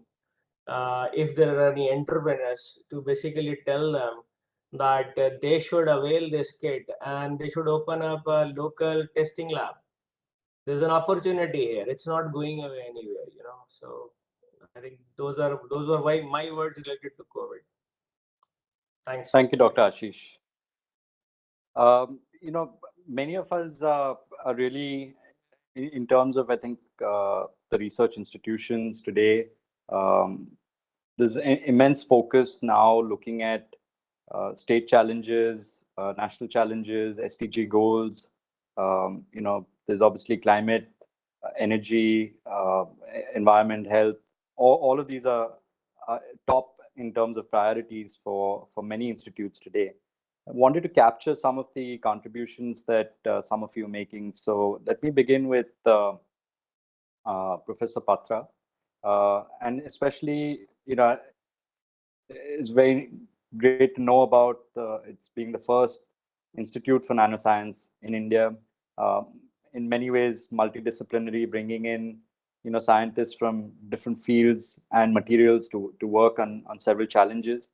But wanted to specifically ask you about the work being done for pollution, as I understand that, and maybe if you could enlighten us on how the research actually you know, feeds into addressing some of the concerns around pollution, given that it's challenge for health. Thank you. Okay, thank you very much. Very good morning to everyone. Especially thanks to Dr. Arora for inviting us, and special thanks to Mr. Janov for handling this, moderating this session. As you know, that Nano Institute, the Institute of Nanoscience and Technology, it's an autonomous institute under the Department of Science and Technology, and Government of India has given very generous to fund us for set up our own institute. Initially, it was started at in 2013 on 3rd January in the Transit campus, but in last 1 year, in December 2020, we moved to our new campus, thanks to the Punjab government for giving the land for setting up this lab, because we have 35 acres of land over here. It is close nearby the Aizawl Mohali. It really knowledge hub. It is knowledge hub of the Punjab. And our structure is that in Nano Institute, because our mission is that our motto is the knowledge of nanoscience for the nation. So we have only 38 faculties right now, and we are very focused on nano research and technology. This is not in Institute of Nanoscience. This is nanoscience and technology. So our objective is little bit different compared to other institutes. And our vision, that's why our vision is very clear. And that is the innovative research in the field of nanotechnology. It is very important to establish our lab in nationally and internationally should be recognized, right? So emphasis we are giving on the translational research mainly for the society and generation of the knowledge. And we are very giving emphasis on successful and impactful research and highlight, so that our work should be highlighted internationally. as our research strategy aligned to our INST objective, that is that multidisciplinary subject that you have already talked about, we are mainly three different units, that is energy environment unit, then healthcare and agriculture, and quantum materials and devices. We don't have any department, but we have a unit because it is a very small center. So as it is a multidisciplinary subject, that's why we are working on different kind of nanotherapeutic, nano-agriculture that is not yet mentioned over here in this today's discussion, but nano-agriculture is very important thing to do some work on it. So strategic material, then computational nanoscience, nanostructure material, soft material, sensor and diagnostic, that already they have done a lot of work on it, and chemical biology, that is the important overlap in our institute, that is chemistry, biology and physics. And recently I can share you a couple of things that in our Nano Institute, we have already earmarked 9,000 square feet for the incubation center that is inaugurated by our DST secretary, previous DST secretary, Professor Ashutosh Sharma. We have a couple of new setup that is everybody can use, that is the 10,000 plus clean room over here. So for any kind of devices, because I don't know, very few that kind of facilities available around this area. So and proud to say that this is only the 8 years old institute, but we have already ranked in Nature Index ranking in 2021. That is, we are in the 3rd position in chemistry among the DST institute, and among all the national institute, that is position is 21 in chemistry. And these are the important things. And regarding the pollution part, yes, we have done a couple of important projects with the NTPC and the Tata. And NTPC, with the NTPC, we have already demonstrated 1 kilo of nano soda out of their pollutant. So we have already demonstrated, and we are now ready to translate that kind of thing to company. We are looking for they demand for 1 ton per day production. So this is, we are on the way, because the most important thing of this kind of meeting, because we know what is our strength in India, right? All the institute. Because I came from cultivation of science, that is 142 years old, Basic Science Research Institute from Calcutta, and I recently joined here only 1 year. But if we can interact, and if we can use our infrastructure facility, because every institute have the same infrastructure, right? So for this kind of collaboration, that basic science is one component, like chemistry, physics, biology, engineering part is there. There should be multidisciplinary research everybody talking about. Whether we can set up a multidisciplinary culture. That means these institutes, they have a pool, that kind of facility I have. Intech has this kind of facility, ISAR has this kind of facility, and ROPAR has this kind of facility. And if we can find out, here there are a couple of problems, maybe 4 or 5 problems, if we can find out, and from every institute, if we choose one person each and make a team, and use of that, then we can make a very focused target we should be able. Otherwise, we'll know what to do, what not to do, because we have a lot of students, we have a lot of responsibility, because we have already 250 PhD students right now in our institute. We'll be having the 38 faculty, so there is a lot of responsibility. This is another responsibility for societal aspect, because we generate a good human resource, right? That is important. At the same time, our mindset should be changed for translational research. So, and even this kind of meeting, I am requesting all of you, if you can invite some industrial people over here, because industrial driven research is very important for India. Otherwise, I can make some pain or something, I cannot ask anybody, can you take it? No. If industry people ask us that, can you make a pen, then I'll take it. This is my philosophy, only my perspective. So can we, if we consider that sort of line, if we can think of it, So it is better for us to come up for the next generation or next step towards the Atmanirbhar Bharat or something like this, so that we can do something. We have a target within 10 years or 5 years like this. Thank you very much for this. Thank you, Dr. Patra. I think you covered quite a lot of ground in terms of collaborations, the need for industry. Of course, we know that on research and development, industry just does not spend as much as it should in India. So point taken, and I think that's something we should definitely consider. But this section really, I wanted to capture some of the key institutes that are, of course, based in Punjab. They are nationally important, but they're also important for the state. So in terms of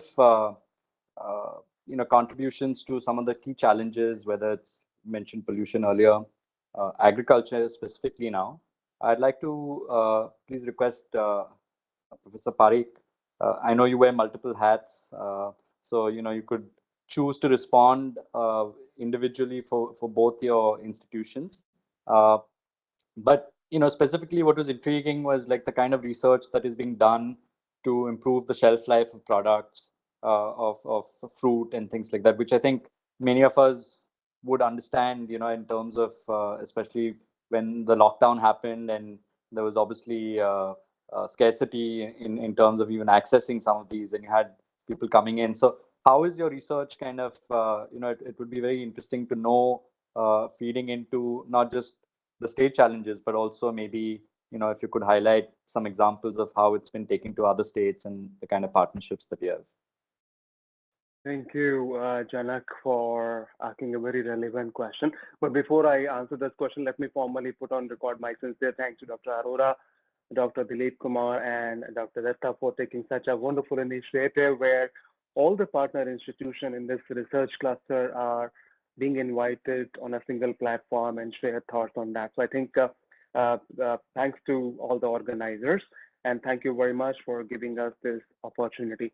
So I'm representing two major institutions which are funded by Department of Biotechnology. One of them is NABI, which is a popular name for National Agri-Food Biotechnology Institute. Second popular name is CIAB, which stands for Center for Innovation in Applied Bioprocessing. So I think Dr. Arora mentioned about sustainable goals, SDG. I'm quite fascinated. We work towards giving our effort to fulfill the second goal of SDG, that is zero hunger, which is very, very important for a country like India, because we are going to be the most populated country very soon. We are going to outcompete China in that, at least I would like to say. So we need to ensure the food security, nutritional security, and also to ensure that our agriculture is a zero waste agriculture. Secondary agriculture is also very important. These two institutions are actually working hard, joining hands together among the scientists within two institutions, as well as with the neighboring institutions such as Punjab Agriculture University, IMTech, and all that. And we have put forward a common proposal to DBT, which is in the form of DBT Builder. Many of my colleagues who are participating, they already know about it, just to foster and support the infrastructure in this area. I am very happy to say that has been shortlisted, the DBT cluster, Urjit cluster I'm talking about, and very soon we will have a common platform where we can work more aggressively with my neighboring institution to work not only on the area related to R&D, as you have mentioned, Janak, but towards commercialization and patenting and many other aspects which are already a strong component of this Urjit cluster. So we are actually Agriculture, Biotechnology, and Secondary Agriculture Fermentation Institute. We are fulfilling the SDG goal. As you mentioned about the fruit coating, we have several such technologies actually which are very, very popular, especially for the country, and we are talking about a state which is agriculture-based state. I would like to remind you of the statement that Pandit Jawaharlal Nehru said, that everything else can wait but agriculture, and such is important for agriculture. And I'm very happy that we are sitting in the most fertile land of the country and talking about agriculture. So we have developed several technologies I would like to draw your attention to. We are celebrating the Poshan month this month. Government of India is separating Poshan Abhiyan. So we have actually several products, like our black wheat has already entered the Poshan Abhiyan. These black wheat are rich in nutrition, and these black wheat have entered the daily portion again and our daily meal, which is going to the school. We have also developed a product in wheat which are giving us more iron, more zinc. As you know, anemia is very, very common in our country, especially the pregnant mother and the baby. So we are taking care of biofortification of the staple foods such as wheat and rice with high iron and high zinc. And one of the interesting product, which is at a quite advanced stage of testing and commercialization, is a golden banana. It's a unique concept I would like to draw your attention, where we have biofortified this banana with the provitamin A content. And when you cut open the banana, it actually looks, it's golden color. So it's not only golden in color, but golden in qualities, because we have done a lot of modification. I'm very happy to communicate that we have now banana where even taking one banana per day is going to take care of daily requirement of vitamin A. So that is also something which we feel proud about. Fruit coatings, Janak mentioned, so we have developed specific fruit coating. These are bio coatings, and when you coat the products like apples or pears or other fruits, they have extended shelf life by over 30 days without refrigeration. And I'm very happy to say that we have now, I joined in the month of January over here, we have at least 3 different international companies who are actually coming forward and taking our, we are finalizing the document to hand over the technology and licensing agreement with that. And very soon we will have that in the market. We also have developed low calories sugar at CIAB, which are very good for diabetic people. And some of you have already discussing about the pollution. So I'm very happy to say that we have a pilot plant, which the technology comes from Sweden. A PSA office is directly looking after the program. We have shown that the rice husk can actually be converted into biocoal. So that's the beauty of it. The biocoal has the energy calculation similar to the coal which we generate from the wood, and that has shown the success. And now we are in the process of importing the actual plant, and we have already identified some places in Punjab where this actual plant will be established within next 6 months. And we already have NGOs already which are there collecting this rice husk from the farmers, and we are collecting it so that as soon as the plant is set up, we will be able to demonstrate, not only demonstrate, but make use of the husk to convert it into biocoal. So gone are the days when we are going to worry about, when we need to worry about the pollution in Punjab and Capital Territory. We will have the technology, and I'm very happy, very proud to say that we will be moving in that. I already mentioned about the collaboration within this area. We are very keen to collaborate. We are very open to collaborate. And through Urjit cluster, which I'm very happy that DBT has shortlisted it, we will be able to collaborate. And I'm very happy to say one of the recent development, we have now the supercomputing facility under National Supercomputing Mission, which is having the capacity of more than 650 teraflops. And this now supercomputing facility will be available to my friends from various departments, various institutions in area and all over the country. This is under the National Supercomputing Mission, and we are very happy to say that it has been activated now. We also aware that agriculture institutions, we have the social responsibilities. So we are setting up science museums in 2 regions. One is Moga and another one is Firozpur. Department of Biotechnology is supporting us for that. The idea is to, challenge the school students to show them the instrument and tell them, yes, this instrument can show you DNA. This instrument can show you protein. This instrument can actually give you how plants are doing photosynthesis. So those kind of, small excitement. We are setting up the biotechnology museum at 2 schools in Moga and Firozpur, and within 1 month, we'll be happy to start those things. And we are also aware that, as Mohali friend mentioned, that educating college students and to inculcate the habit and excite them about research is important. We have Science Setu program under Azadi Ka Mahotsav program, which is supported by Department of Biotechnology, where we have 32 colleges, where we are inviting all the students of these colleges to participate in a Friday lecture. And we are very happy to say that children are very excited about it, where we invite not only national expert, but international expert also. This program is known as a Science Setu program. The Setu means actually a bridge. So we are actually trying to bridge the gap between the college student and the researcher. So that kind of bridge we are talking about, Science Setu bridge. We have PhD program, we have training of students. These regular activities are giving us confidence that we are not only innovating in agriculture, but doing our social responsibilities. And we are totally committed to nurture the science and technology in this area. We are open to collaboration. And since I have to catch up a flight, I would log off. I would like to take 1 more minute that, there was a pointer which was mentioned in the discussion about the STI data architecture and state observatory. That's a wonderful initiative we are taking. So I would like to draw your attention, which I thought of yesterday. There are many ways we can have collaborations and architecture and state observatory database. One of the things by which we can do is to have a centralized database for all the instrumentation, high-end equipment which are available at NABI, available at SIAB, available at IMTech, and we can have a central website, within this region, these are the instruments or these are the facilities available. Anybody from the region or anybody from the country can actually log in. We know that if the instrument is available within this date and how much is the price and who's the contact person. I think that's the first initiative. It's going to not only bring out the collaboration between the neighboring institutions, but will enable us to be, stand out in the whole country, that we have so many, and I'm sure each institution in this area is having a unique set of instrumentation. If we pull in all this infrastructure, that is going to be the marvelous and number one in the country. I can vouch on it. So that's my suggestion to have.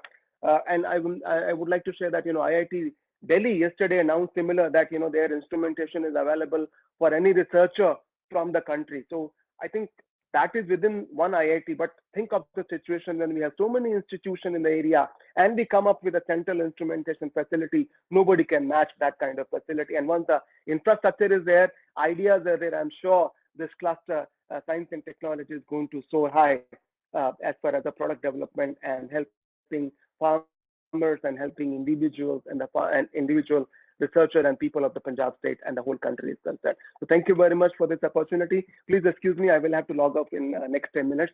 I have to catch up a flight. Thank you. Thank you very much, Dr. Parikh. I think you touched upon some very, very, not just the research that your institutions are undertaking, but also, thank you for showcasing the kind of collaborations with neighboring institutions. I think that's something which is a push in that direction to bring various institutions within a particular city or a region together to collaborate. And also, thank you for highlighting the outreach. I mean, we are hoping to hear from every panelist here on some of these key issues, because clearly, you also mentioned in the rice husk and especially the biocoal, the kind of partnerships that you have with NGOs, and the community itself. I think that it's very important that one is where you work with industry, but the other is the societal impact through civil society organizations to also benefit the community. So thank you for also highlighting that. That was very interesting. Thank you very much. I would like to. Since Dr. Parikh has to leave, I'll come here for a minute. Sure. And, yeah. So thank you and congratulations, Dr. Parikh. In a very short span of time of NABI and CIAB coming up here, they've covered a whole lot of ground. And I specifically wanted to comment on your suggestion regarding pool of advanced instrumentation that we have. It's already, you rightly, caught the essence of STI observatory that the state of Punjab is in the process of making. And Janak and his organization and CDEC Mohali are partners to that. And this is one very important component of that. And since, I saw the kind of energy that you brought to the whole idea, I think we look forward to your very active support, your lead coming from your side for this idea to fructify. We can discuss it one-to-one in the times to come. The state of Punjab is looking at developing this portal. We've already thought of a name for it. It will be called Innovate Central. We can always improvise. I remember when NABI was being set up, many acronyms were thought of, and then we came up with NABI, which was easier to pronounce. And perhaps earlier I shared it was actually being thought that in times to come it will be called NABI, which is synonymous with God's name. So, we'll brainstorm over the name for this portal, as well as how to actually give it practical shape, so that the state actually showcases the strength of advanced instrumentation that all the institutions here have, which industry and researchers can make use of. In fact, in many international calls for funding, they ask for the instrumentation that the researcher has access to. So not necessarily the cost of every instrument that the researcher doesn't have can be factored into the project. So this will be of huge help, this initiative for the entire state. So in days to come, we'll interact more on this for sure. Thank you. Pleasure. Thank you for coming. Yeah. Thank you, Dr. Arora. Thank you, Dr. Parikh. I would like to please bring in Dr. Baines here to understand, not just the research contribution. I also understand that very important, one of the key incubators for agriculture in the state. So, if you could perhaps talk a little bit about the research contributions, but also maybe how the agri incubator is operating and the kind of contributions you are making both to the community and also to the immediate beneficiaries of the farming community. So thank you. Dr. Baines? Yeah, thanks, Janak. And a very vibrant discussion here in today's Utsav, and thanks to our Honorable Principal Secretary Science, Dilip ji, and Executive Director, Ma'am Jatinder Arora ji, and all the other panelists. So Janak has cut out my task and for the talk. PAU means we all associate with Green Revolution invariably, but sometimes we tend to overlook that we have been kind of backstopping that with research for 50 years now. And that's been more than 100 crop seasons if you take both crops, both the seasons. And that's been a kind of a phenomenal contribution, you might say, to the nation's food security. And even in the current year, 23% of the rice and 30% of the wheat contribution to the national food pool went from our state, Punjab. So all this was the part of PAU there. Of course, the other agencies, the farmers themselves all get the credit. But our part has been a constant stream of technologies. During these years, we had put up some 900 crop varieties, 200 of them even getting national release, and all the complementing crop production, crop protection package also, and conveying it all to the farmer and taking it actually to the field. So means in that sense, PAU is more of a kind of an STI institute. Means the basic institutes have to kind of bother to get into this domain. We are kind of centered into this domain, you might say, wherever technology is right there for the use, for the stakeholder and for all the other people. But then I also need to mention for the panel that we had a very distinct shift in our mandate when we started moving from production to, you might say, natural resource management. So that's happened very distinctly during the stewardship of Dr. B.S. Dillon for about 10 years. He was the Vice Chancellor. And we have really made significant, the state has responded significantly in that direction. The soil health has come up. The soil organic carbon, which is a prime parameter of soil health, it has improved. 0.33% was the average in the 80 to 90 decade. Now it is 0.51, and it is increasing. We are looking at 0.75, which is considered very healthy for the soils. the pesticide use has come down dramatically. And even when you include herbicides in that, still the pesticide use is constantly diminishing. And this is also indicated in the pesticide residue component of our food commodities. So in this whereas our earlier sampling, we have a centrally accredited lab and large number of samples go through it year after year. And we did a decadal analysis. And the decade of 90s, some 44% samples were having residue contamination. And this decade, 11 to now, is just 1.4%. So we could be going towards a total minimization or even elimination of these residues below the threshold, the MRL. And that's very heartening. Even the fertilizer use, for the last 10 years, productivity is keep going up, but the fertilizer use is at least stable. It is not increasing. So we have been trying to take this message. I wanted to share this in this panel. We have been trying to take this message to the public at large. Punjab's agriculture has a very bad press, means it's always said that we are consuming toxins and it's all in poor shape. The soils are gone and everything, except for water. Water, I agree, is a major concern. And of course, the IIT Roper also, Jeevji mentioned that they are having initiatives on that side. We are having initiatives. And crop diversification, of course, lots of plans there, but some more realignment on the policy level. And then we can take this forward.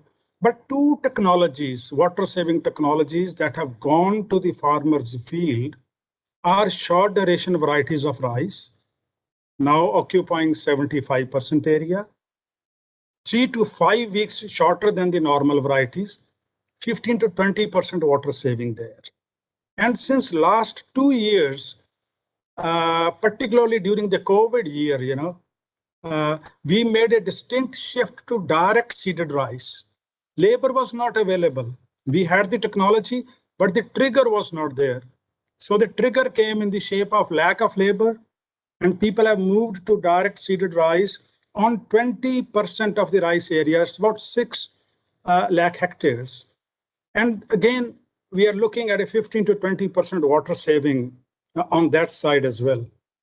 And then another major shift, that's been with the food processing and value addition. You particularly mentioned incubators. We have a very good incubator, in fact, 2 of them, primarily with focus on food processing. And here we are looking, and then we have technologies at the grassroots technologies, which we are commercializing. This year, we commercialized 45 of them to some of the entrepreneurs. And we are looking to convert some of the progressive farmers into what we call as agripreneurs. And so that's a ongoing, that's a shift. We are not just talking to the farmer, we are talking to this new person who is adding to his income by moving a little out of agriculture and also generating employment around him. So and then another concern about climate change, major one for agriculture and for all of us in a way. So there, I think our network of research institutes spread over the different eco-geographies is helping us assess that and address some kind of resilient systems, varieties, and other things we are trying to develop. And we have, in the beginning, Dr. Bakshi mentioned about the School of Climate Change and Agrometeorology on the campus. And of course, we have excellent linkages with being old institute, nationally, internationally. We are networking, and there was a lot of interesting things to listen to today from today's panel. And we wish to be more penetratingly associated with others, people, particularly with strengths on the basic side. So we look forward to that. And finally, in agriculture, nothing really makes sense unless it goes to the farmer.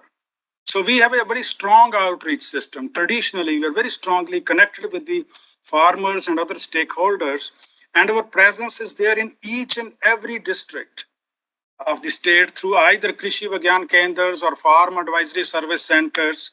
And this is a kind of a cycle goes on. We are constantly, we have been holding farmers fairs also, where a couple of 100,000 people visit us where we showcase our technologies. This has not happened. We've gone into virtual mode there for the last 2 years. But nevertheless, this constant feedback from the stakeholders is the guiding mechanism for us. Because our technologies are to go directly to them, they may not go primarily into publications and into other kind of academic exercises. So this mechanism has worked very well for the university over the years.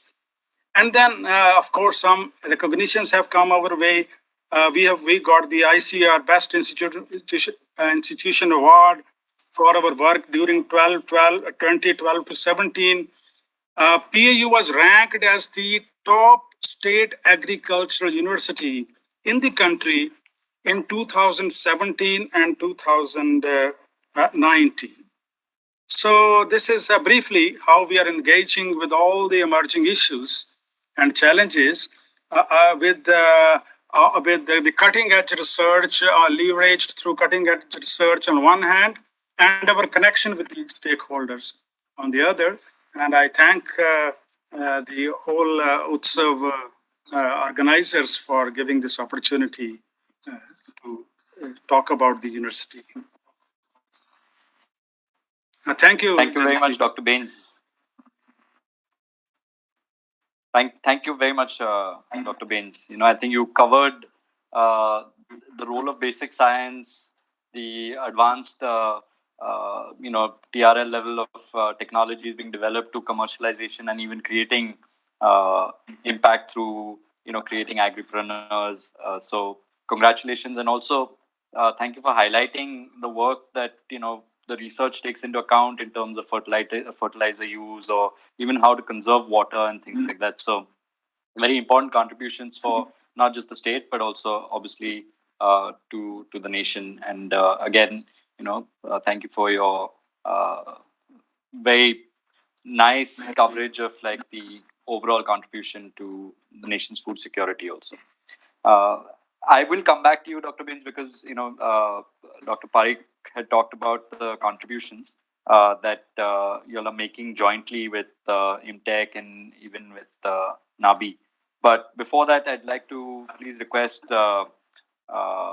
Singla since Dr. Bains also mentioned agripreneurs, if you could maybe talk a little bit about the efforts to create agripreneurs that the Gurudev Angad University is undertaking.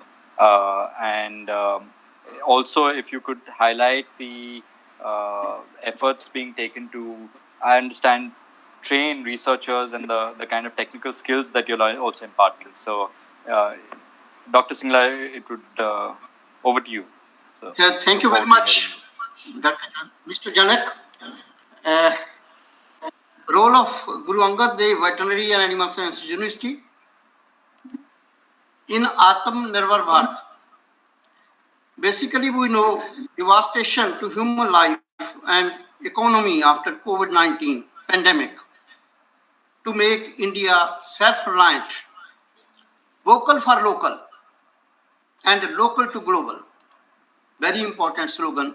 As far as Guru Angad Dev Veterinary and Animal Science University is concerned, it took a lead for the nation building process. University is training to youth and farmers, designing new training schedules to train the youth in agripreneurship with the aim to make them capable to initiate their startups, generate awareness among the students and researchers to impart technical skills on different researchers on current diagnostics, which is very important. If we diagnose the diseases and all other things, we will be able to help the farmers for therapeutic modalities. So university is working very well on human resource development. We have 5 constituent colleges producing quality graduates and postgraduates in veterinary sciences, dairy sciences, fishery sciences, animal biotechnology.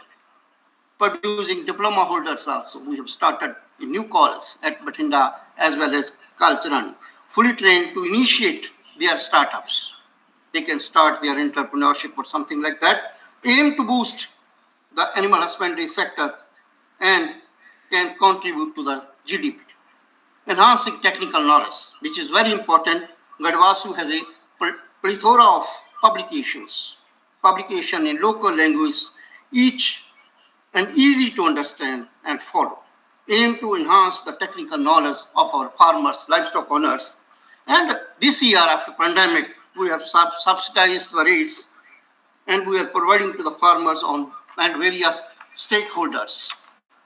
Enhancement or establishment of self-help groups, which is very important as far as lab to land program is concerned, to increase the farmer income, vis-a-vis to generate employment for unemployment villagers, to tap the raw talent and the potential of housewives in the villages. We have 3 Kisan Kendras with us, university technical experts, they give technical advice, help a particular group to establish startups, help in increasing the income to the rural people. Then we are providing service to the farmers at doorstep to help and make the farmers self-reliant.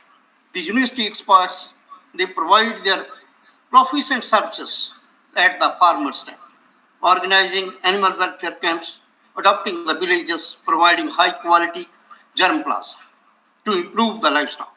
The university is providing poultry layer as well as broiler chicks to the farmers. The university has formed various associations like Goat Farmers Association, Fig Farmer Associations. As far as after pandemic is concerned, after joining the new Vice Chancellor, Dr. Inderjit Singh, as he was Chancellor of this institute, we have started some new diploma, certificate and short courses in 2021. Postgraduate courses, especially the diploma courses for enhancing the technical skills of veterinary graduates in animal health care. And then we have started some new certificate courses from this year onwards, enhancing the technical skill of veterinary graduates in diagnosis of animal diseases and imparting basic techniques as far as reproduction is concerned.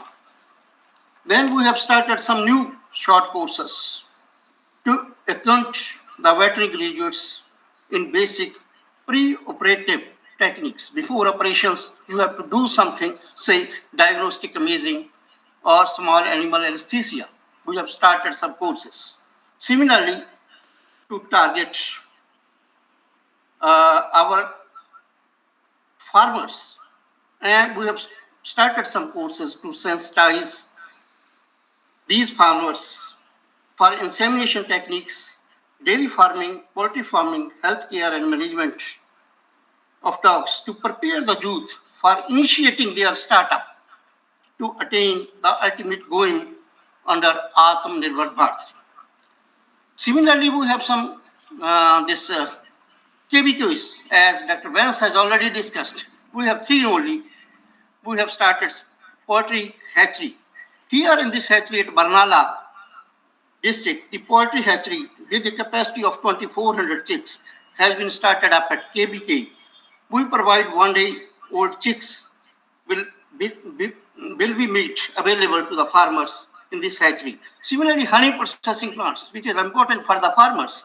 Normally, the farmers, they are able to produce the honey, but at the same time, we are providing them for purification so that they can be used as sellable. Similarly, we are doing some at KBK Taran, Nili Ravi semen bank, so that we can produce better semen, especially Nili Ravi. So, similarly, Directorate of Extension Education, Pashu Palak Tele-Advisory Kendras. We have started it so that we can be helpful to the farmer.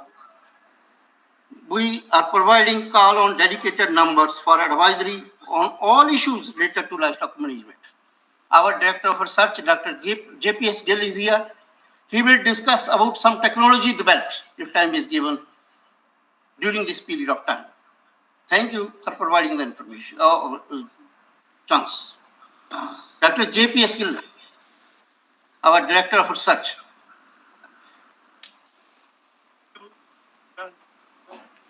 Then can I take a... Thank you, Dr. Singha. Dr. Gill, we'd love to hear from you. Can I take...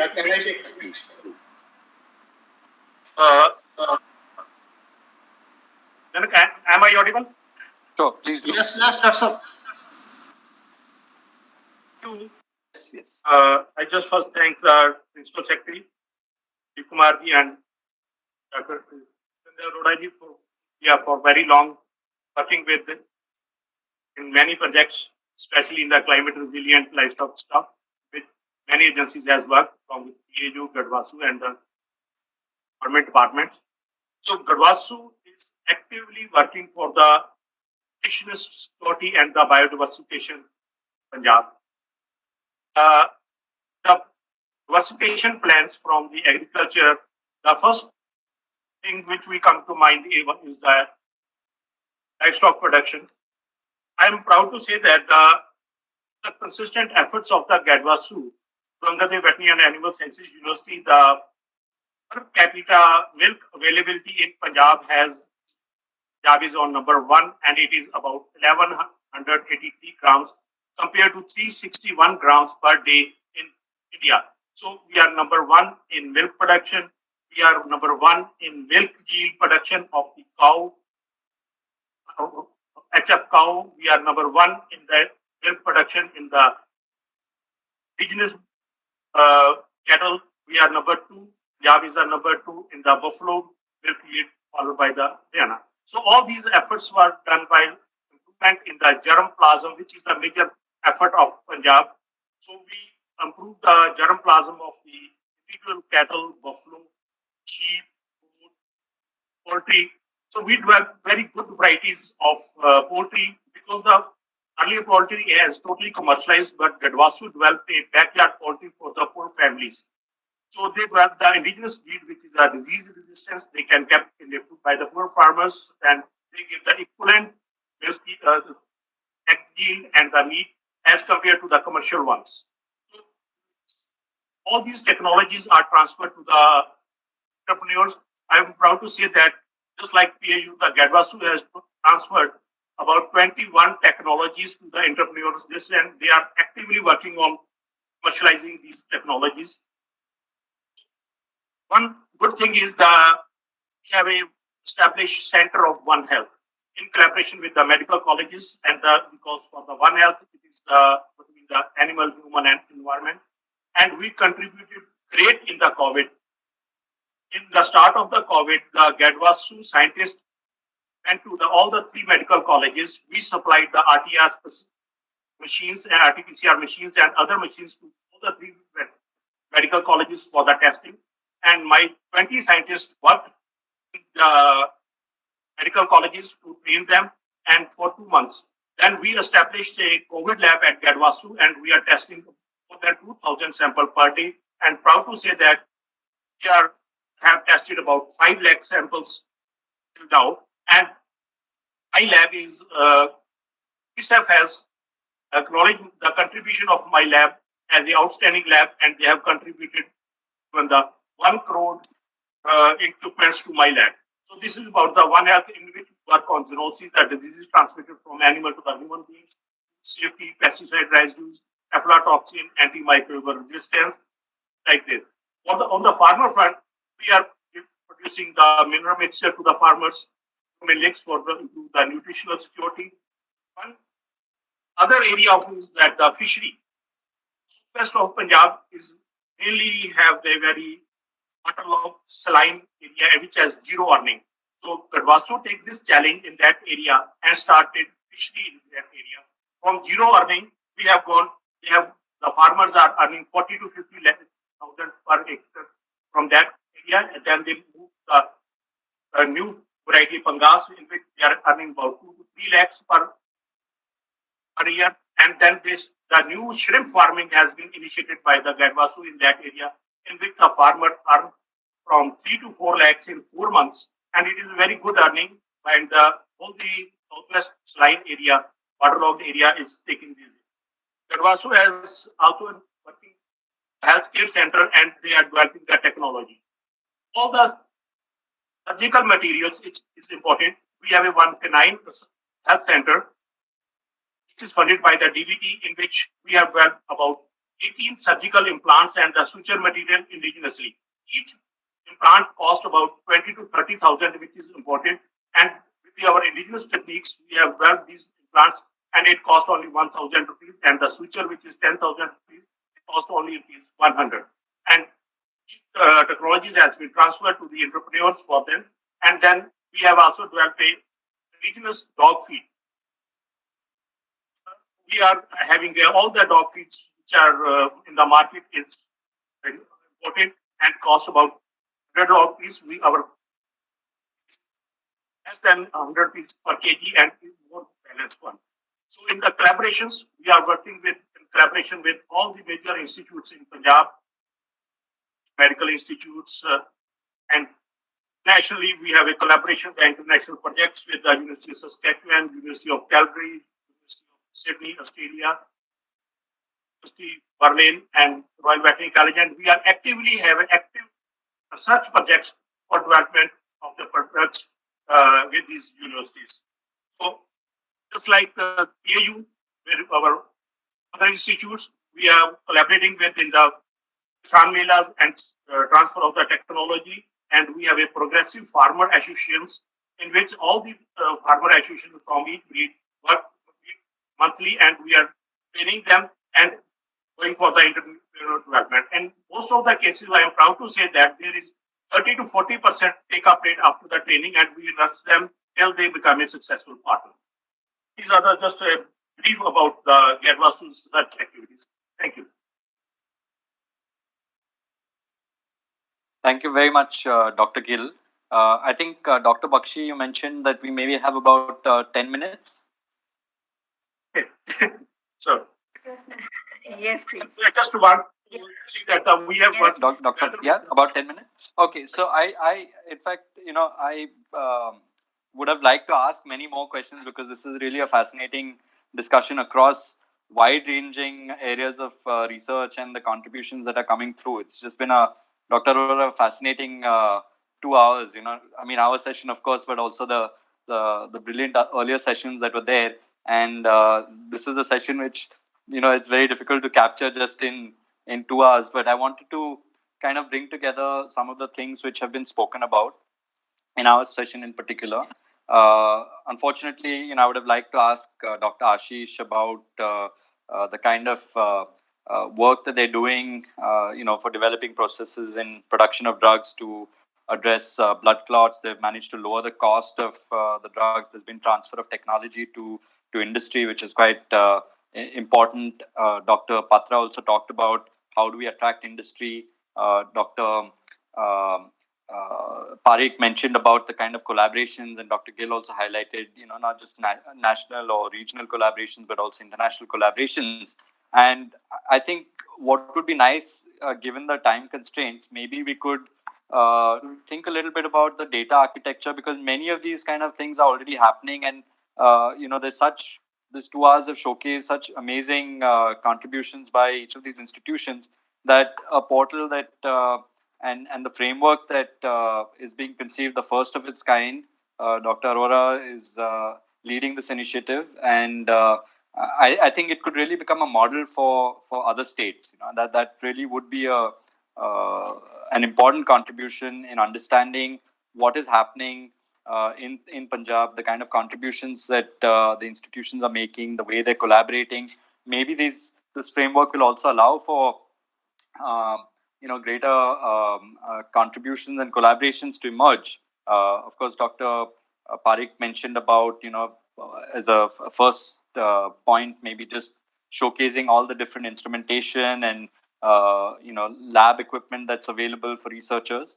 But this portal will be used in multiple ways. Of course, for policy, it can also be anyone who wants to understand who. Janak, I have a point. I think. I'll just come, Ashish. Okay. Go ahead. Sorry, I'll just come. I'll just finish just a minute. Yeah. This is something which obviously is an initiative being taken, and so would love to hear the views of our panelists as a roundup to our discussion in terms of how do we ensure that this exercise it's not really meant to burden the researchers and the institutes. It's meant to complement maybe existing exercises that are going on, like the NIRF rankings, for example, but also be used as a flagship kind of initiative to showcase the various possibilities that are on offer in the state of Punjab, not just for the immediate benefit of the state, but also for the wider country. So I would love to hear from each of the panelists, maybe, what you feel about such an initiative and how we could really work together to strengthen it. We've heard very positive contributions coming from Dr. Parekh, but would love to hear from some of the others too. Ashish, over to you. Thanks. So I am representing MTech. For last 2 weeks or so, every weekend, I have been having meetings with the small venture capitalists of this area. People who are sitting on the fringe, people who think that biotechnology is something for people who do not understand real life, or whichever way. So I have been interacting with them as a Punjab citizen, you can say, not as a scientist. And I found something very interesting. Though we have so many things to offer in health and nutrition and agri support, all of these, their market translation is regulated by some entity. Most of these people are seeking solutions which require very little efforts. They have their own money. They are not looking for the real term Atmanirbhar. They are those people. They have money. They have a confusion whether they should buy the new Jaguar car or they should invest money in something. So one of the things which, after talking for 2 months, I think Debapriya and I were in another meeting, and after talking to 2 months, I have made list of 3 things. But one thing tops the list, that is biodegradable plastic.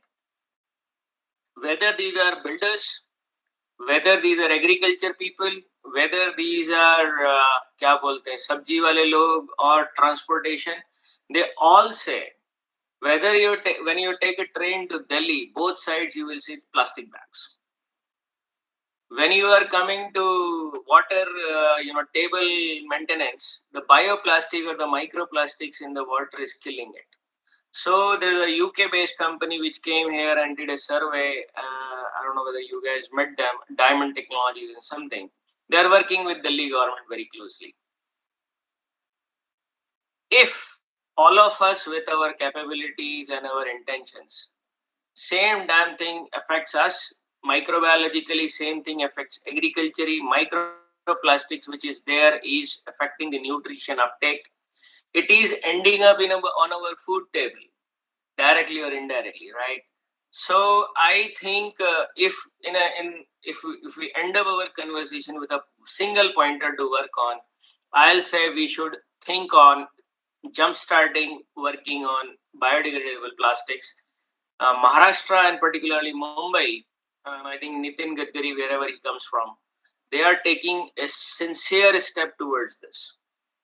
Because they have, I think, we have also, Chandigarh is also banned usage of other reusable plastic or something. That's not helping. That is not helping. We have to get into the business of, so where does this material come from? Material is agricultural waste. Using microbes, so which integrates INST, मैं INST कई दिनों से नहीं गया हूँ, INST, NABI, all these institutes, one person can come forward, I can come through MTech side, and together we can develop a product which will be local. आप वो phrase use करो local, vocal, vocal, local, whatever it is. The catch is you go and talk to local people. They want solve over this problem. So this is all I wanted to say. From my side, Imtech side, yes, it's great. We've been meeting every time we meet. We say that we should be capable of using each other's resources, whether it is instrumentation or manpower. Then again, वही बात वही रह जाती है. एक single MOU क्यों नहीं बन सकता क्रिक के बीच में? Leave that to the people. Let's do things. We know what all is accessible. Rates तो ऊपर नीचे होते रहेंगे. कोलैबोरेशन तो ये है कि अगर मैडम मुझे बुलाएंगे मैं डेफिनेटली चला जाऊंगा. You getting me? So let's do something. We are all telling what our institute can do, but none of us are talking about what the market needs. The biggest problem is I found is plastics. In this whole area, the pollution and so many things it's happening. Ludhiana used to be popular earlier, but now it is pan Punjab. And all the way to Delhi also. That's all I wanted to say, actually. Thank you. Thank you, Ashish. I think, like some of these things will definitely come through on the kind of portal that is being planned, because if there's a pick-up domestically, for sure, there'll be a lot of interest internationally, given the focus on many of these areas. So I think, what you're saying is absolutely critical. And I do hope that the objective of this portal, as is being planned, would showcase kind of and ensure that there's a match between the challenges and also the research capabilities in the state. So thank you for that. I'd like to ask Dr. Patra his views, because this is clearly something you mentioned about attracting industry, and in the context of this portal that is being planned. And the architecture, the framework, how do you feel it would be most effective to generate partnerships and also, make sure that there's active interest from industry groups? And you're absolutely right that I think industry should be knocking on your doors. That's how it tends to happen in most other advanced economies, where bulk of the spending that on research and development happens through the private sector. Even a lot of the government funding is concentrated in higher education sector, and the private sector collaborates actively with institutes elsewhere. So this is a unique opportunity for us to perhaps ensure these kind of collaborations going forward can emerge. So I'd like to hear your views, Dr. Patra. Thanks for giving me again time for me, because my concept is very simple thing is that every time like we are meeting with all the academic people discussing about our high-end science or what to be done and everything, right, compared with the international science, or how to develop our skill of our students like this. But if we can make this kind of meeting institute industry meet, so that, because in our institute we have certain goal, certain focus. Maybe if you have a pool, then I can ask Dr. Arora that I need couple of people, those who are working on textile, those who are working on pollution. And then I will ask them to our institute to visit, to give a talk. I will ask my faculty, you present in front of them, this is our expertise, whether there is an overlap between this. Then you can narrow down the process. Otherwise, if I ask some IT people to over here, there is no use of it, right? So on the other hand, if I ask somebody, some food industry, because we have some agriculture scientists over here, and I have already heard that banana, apple, how to keep this thing alive or not repairing or something like this. Our scientist has already developed carbon-based system. But the difficulty is that when I talk with some agriculture institute or council of agriculture, they are always encouraged, you should apply for a project, right? But because they are very young, they are very in the insane or very nascent state. So they are not very well established scientists yet now. So it is very difficult for them to get a project in national wise, because in nationally maybe they are giving 50 projects, right? So nationally it has maybe 50 projects, 500 projects. Out of that maybe 25.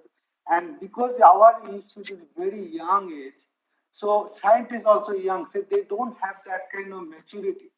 But that's why I am very much focusing, because they are very motivated scientists. Because if they don't get the proper guidance, proper money, minimum money, then it is very difficult to carry in a long way, right? So this is, I am very much concerned, because I faced this kind of problem in my last 30 years. So this is my concern. So that should be a one mechanism or one platform. Okay, I'll not get the funding from the government agency. I can go for the private industry, because I have couple of projects from with Unilever and others, because they convince our work, and we ask them, come over here, discuss this thing. So for young generation or for young institute, it is very important for us. Like in IIT, they are a well-established system. For different IIT, they have their own network. Like in DST, we don't have that kind of network. That's why we are going for a university kind of umbrella structure very soon. So because that is the problem over here, because I know he is doing very good from his publication, but personally we don't have meet that kind of thing with agriculture, because I always make with the people, with nano people, right? So I don't have any opportunity to interact with the biology people or textile. Oh, this problem we can solve. If they come over here, if you have a database, agriculture this kind of, textile has this kind of, then I will pick up. These are the people I want to arrange every year 2 to 3 meetings on industry should meet. Because otherwise, after this meeting or next meeting aa jayega, then again next meeting aa jayega. So is there any accountability of this? That is very important. You have to have a roadmap. Chota chota roadmap hona chahiye. So this sector, INST will work on only this. And we are also, I will discuss with our scientists. These are the companies they want to interact with you. That I'll take care of that part. That's why I have not yet started the incubation center over here. I really, I could not figure out from where I'll start. What should be? Otherwise, I can tag something. We have an incubation center. Is it useful for the government? This is my question all the time. I'm facing this kind of problem. And still now, I don't figure out what is the right way or what is the right direction, because I came from an academic background. I don't know yet what is the mix and match with the industry. This is my problem. Sorry for this. But I need that kind of light from all of you. If you can guide us in INST, this is your right direction, then I can share that kind of thought. Thank you very much for giving me this.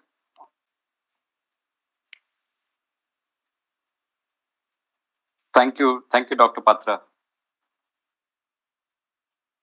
I think you're right in terms of the data architecture will capture elements of the human, the capabilities and the research capabilities of the scientific staff, but also of various institutes that, the kind of areas that they're focusing on, the kind of technologies that they're developing, which are targeting specific sectors or areas.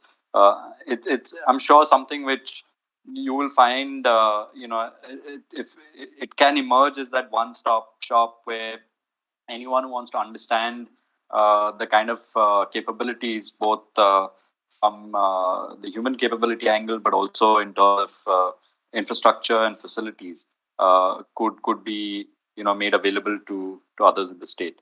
And I completely agree that incubation centers, it's something which maybe as partnerships emerge, engaging with the startup community. It doesn't have to only be through incubation centers, but it's also how your research can feed into and ensure that there is some interaction with the young startup community that exists. So just them being aware that, okay, there is an institute that is doing this, where we can go and tap into their expertise is something which would attract people to come to and engage with, in conversation with your institute and other institutes like that. So it's a slow process, but I'm sure that we stick to our strengths and we will kind of attract the right collaborations and the right partnerships. So yeah, Dr. Arora, I think it's been a fascinating session. So I'm going to hand it back to you and Dr. Bakshi.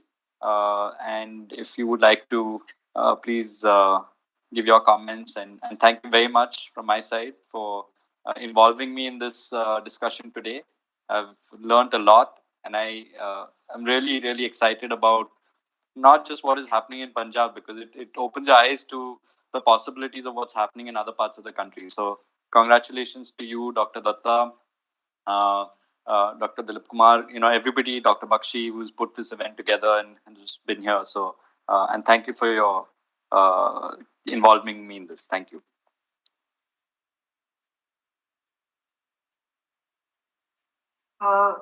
Thank you, Janak. It has really been an interesting panel, very good discussion. A few thoughts that some, I would say, aspects that need to be looked into, and the process is already on, which have been flagged by all present here. One, I saw that on one side, some of the challenges were brought forward. Ashish was, very passionate about bringing one grand challenge. As such, every state is looking for the alternatives to single-use plastic. And, he also kind of has put forward an action plan and shown the confidence that he had the institutions in mind as well, who can put their strengths together and come up with a local product as a alternative. So that's one of the grand challenge. I would say he's flagged. On the other hand, Dr. Patra flagged the issue of institutions having strengths and the need for actually reflecting those strengths at some platform that the industry gets interested in making use of these technology leads. And also, I was wondering, both Dr. Benz and Dr. Gill, brought out the strengths of the state, the leads of the state in agriculture, in animal husbandry, and the strong, foundation that both of these institutions have provided for the state to reach to that level.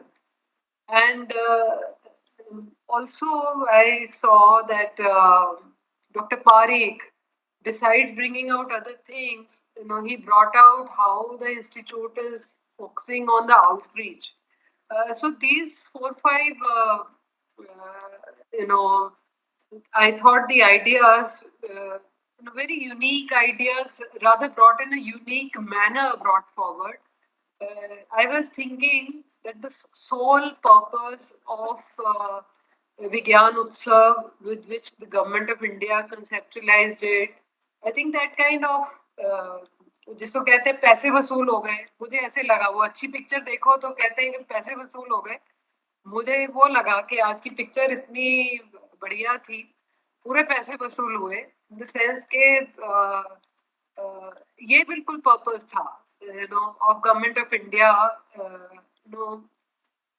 saying STI एक fulcrum होना चाहिए जिसके ऊपर उसके levers पे government rest कर सके और इंडस्ट्री रेस्ट कर सके. तो ऐसा इसको स्ट्रॉन्ग फलक्रम बनाए. मगर जब पंजाब से when we talk of agriculture or animal husbandry, the whole world knows that Punjab is a front runner. But I don't think the world really knows that it's the R&D strength, it is the STI strength, because of which the various states are, the nations are where they are. how do we actually do that? So the one purpose was, let's at least showcase. My teams here were sending me pictures on the WhatsApp. Large number of, there are many people joined on YouTube and so on. Large number of students in the colleges, universities, schools sitting in one classroom and attending, say 50 people in one room, they are joining from one link and listening to all this. It was really interesting, heartwarming to see those pictures. Large number of pictures they've been, just sending me, and people have been sending them. So this kind of enthusiasm this forum has created, and what Janak was saying, the STI observatory, I think it's today's deliberations are a huge, step in moving towards that. The country is planning to have a national STI observatory, and Punjab is fortunate to have been given the responsibility to lead this concept. वो बातों से निकाल के उसको कोई implementation stage में हम लेके आए. Dr. Sardana and CDAC, they have been partners in the committees in Government of India and state, collaborating and looking at how this can be done. So they kind of looked at the whole journey. They were saying इतना मेहनत task है ये, इसको कैसे करेंगे? और होता क्या है STI इकोसिस्टम एक स्टेट का, वो उसके कंपोनेंट्स तो पहले डिफाइन कैसे करेंगे?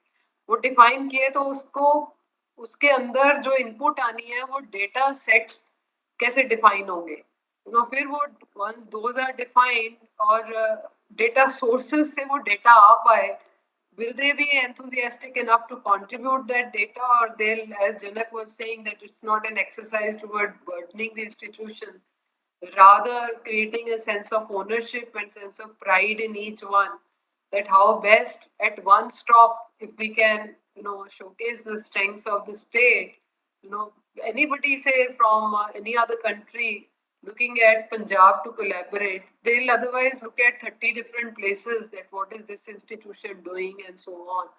If that whole gamut of, indicators, the strengths are available at one-stop shop, I'm sure it will make a good lot of difference. And very valuable suggestion came, and that was already on the minds of people working on it, that there has to be at one portal all the advanced instrumentation available. At one portal, the ideas Ashish you shared, at one portal, the grand challenges of the state need to be available so that the institutions align their research with that, so that everybody who's planning to enroll for a doctorate or a master's has an idea to pick from. This is where I want to work, and that's how I'll be able to contribute to the state, to the SDGs. And Dr. Patra, you saying that this is where the institution has strengths, and if that portal, Dr. Patra, I want to share with you, I was saying in the beginning, the two institutions, Dr. Rajiv Ahuja and Dr. Anand Ramakrishnan of CSIU, they came forward and volunteered that we will bring the specifics on paper. We will write that this is the technology, and just not one line, indicating specifically which industry it would interest, and what the technology is actually all about, at what level it is. These two institutions will bring those specifics on paper and share. And I think in you, I found the third volunteer. I would request you to share those specifics. They will form the pilots from three institutions from Punjab, which will go on this portal, and which will kind of tell the whole industry in Punjab that these are the specific technologies, these are the industries which need to go to these institutions. And of course, then industry institution meetings, not in that term which has been used, in a very loose term since ages, but on very specific terms. Then those meetings will get arranged and the things will start rolling. So, our teams will approach you. Kindly, ask your faculty to bring those specifics on paper. And also in terms of Janak, there is another brilliant idea that came up from today's discussions, that the central portal, the STI observatory of the state, which comes up, besides capturing how the institutions are actually contributing to the nation, to the SDG achievement, one idea that how they are actually reaching out, their outreach, they're doing a lot of work on that, but it's not known to the public. I didn't know myself, Nabis adopted schools, and we had a meeting with IMTech, and they said they have PhDs who want to actually work in rural areas. They have this resource available, but nobody knows that. So, say rural development and Panchayat department doesn't know that. So, if that kind of what is the intelligentsia, that gold mine the state is sitting on, if it's kind of made public, वो भिखारी वाली बात ना हो जाए कि नीचे संदूक के पैसे भरे हैं उसमें बैठे हैं और कटोरा सामने रखा. So, let's actually let the world know this is the gold mine which is available in the state. Thank you all. I think that's all that comes to my mind, and it's a huge task that we all need to take forward together, which will create a lot of sense of ownership. Thank you, Debapriya. Janak, anything you want to say, or over to you, Debapriya, to conclude it? Yeah. To formally thank everybody. Thank you so much. I think it has been a very, very informative and interactive, all the sessions which we conducted. And it is our heartfelt gratitude to Principal Secretary, Science, Technology, Environment, Government of Punjab for taking out his time. I can see maybe from DST, Dr. Saab is there. Dr. Rashmi and team, Dr. Debapriya Dutta, I can see sir there, and our heartfelt gratitude to you, sir, as well, to grace this occasion. We are also thankful to all the experts who joined from the institutions, from the universities. Really, your contributions have made a lot of impact on this panel, and we have learned a lot of things which are happening all around. As Dr. Arora mentioned, that we were joined by the students, 50 students sitting in one class. I also got the pictures. It was very, very heartwarming experience for all of us. I would also like to thank, we also have with us Chairman PPCB, Dr. Adarsh, I can see from the panel, he's there. Then Director General PGSC, Vice Chancellor DAV University, and all the faculty members. And I've also like to inform that we have been joined by 7-8 councils, the sister SNT councils from all across the India.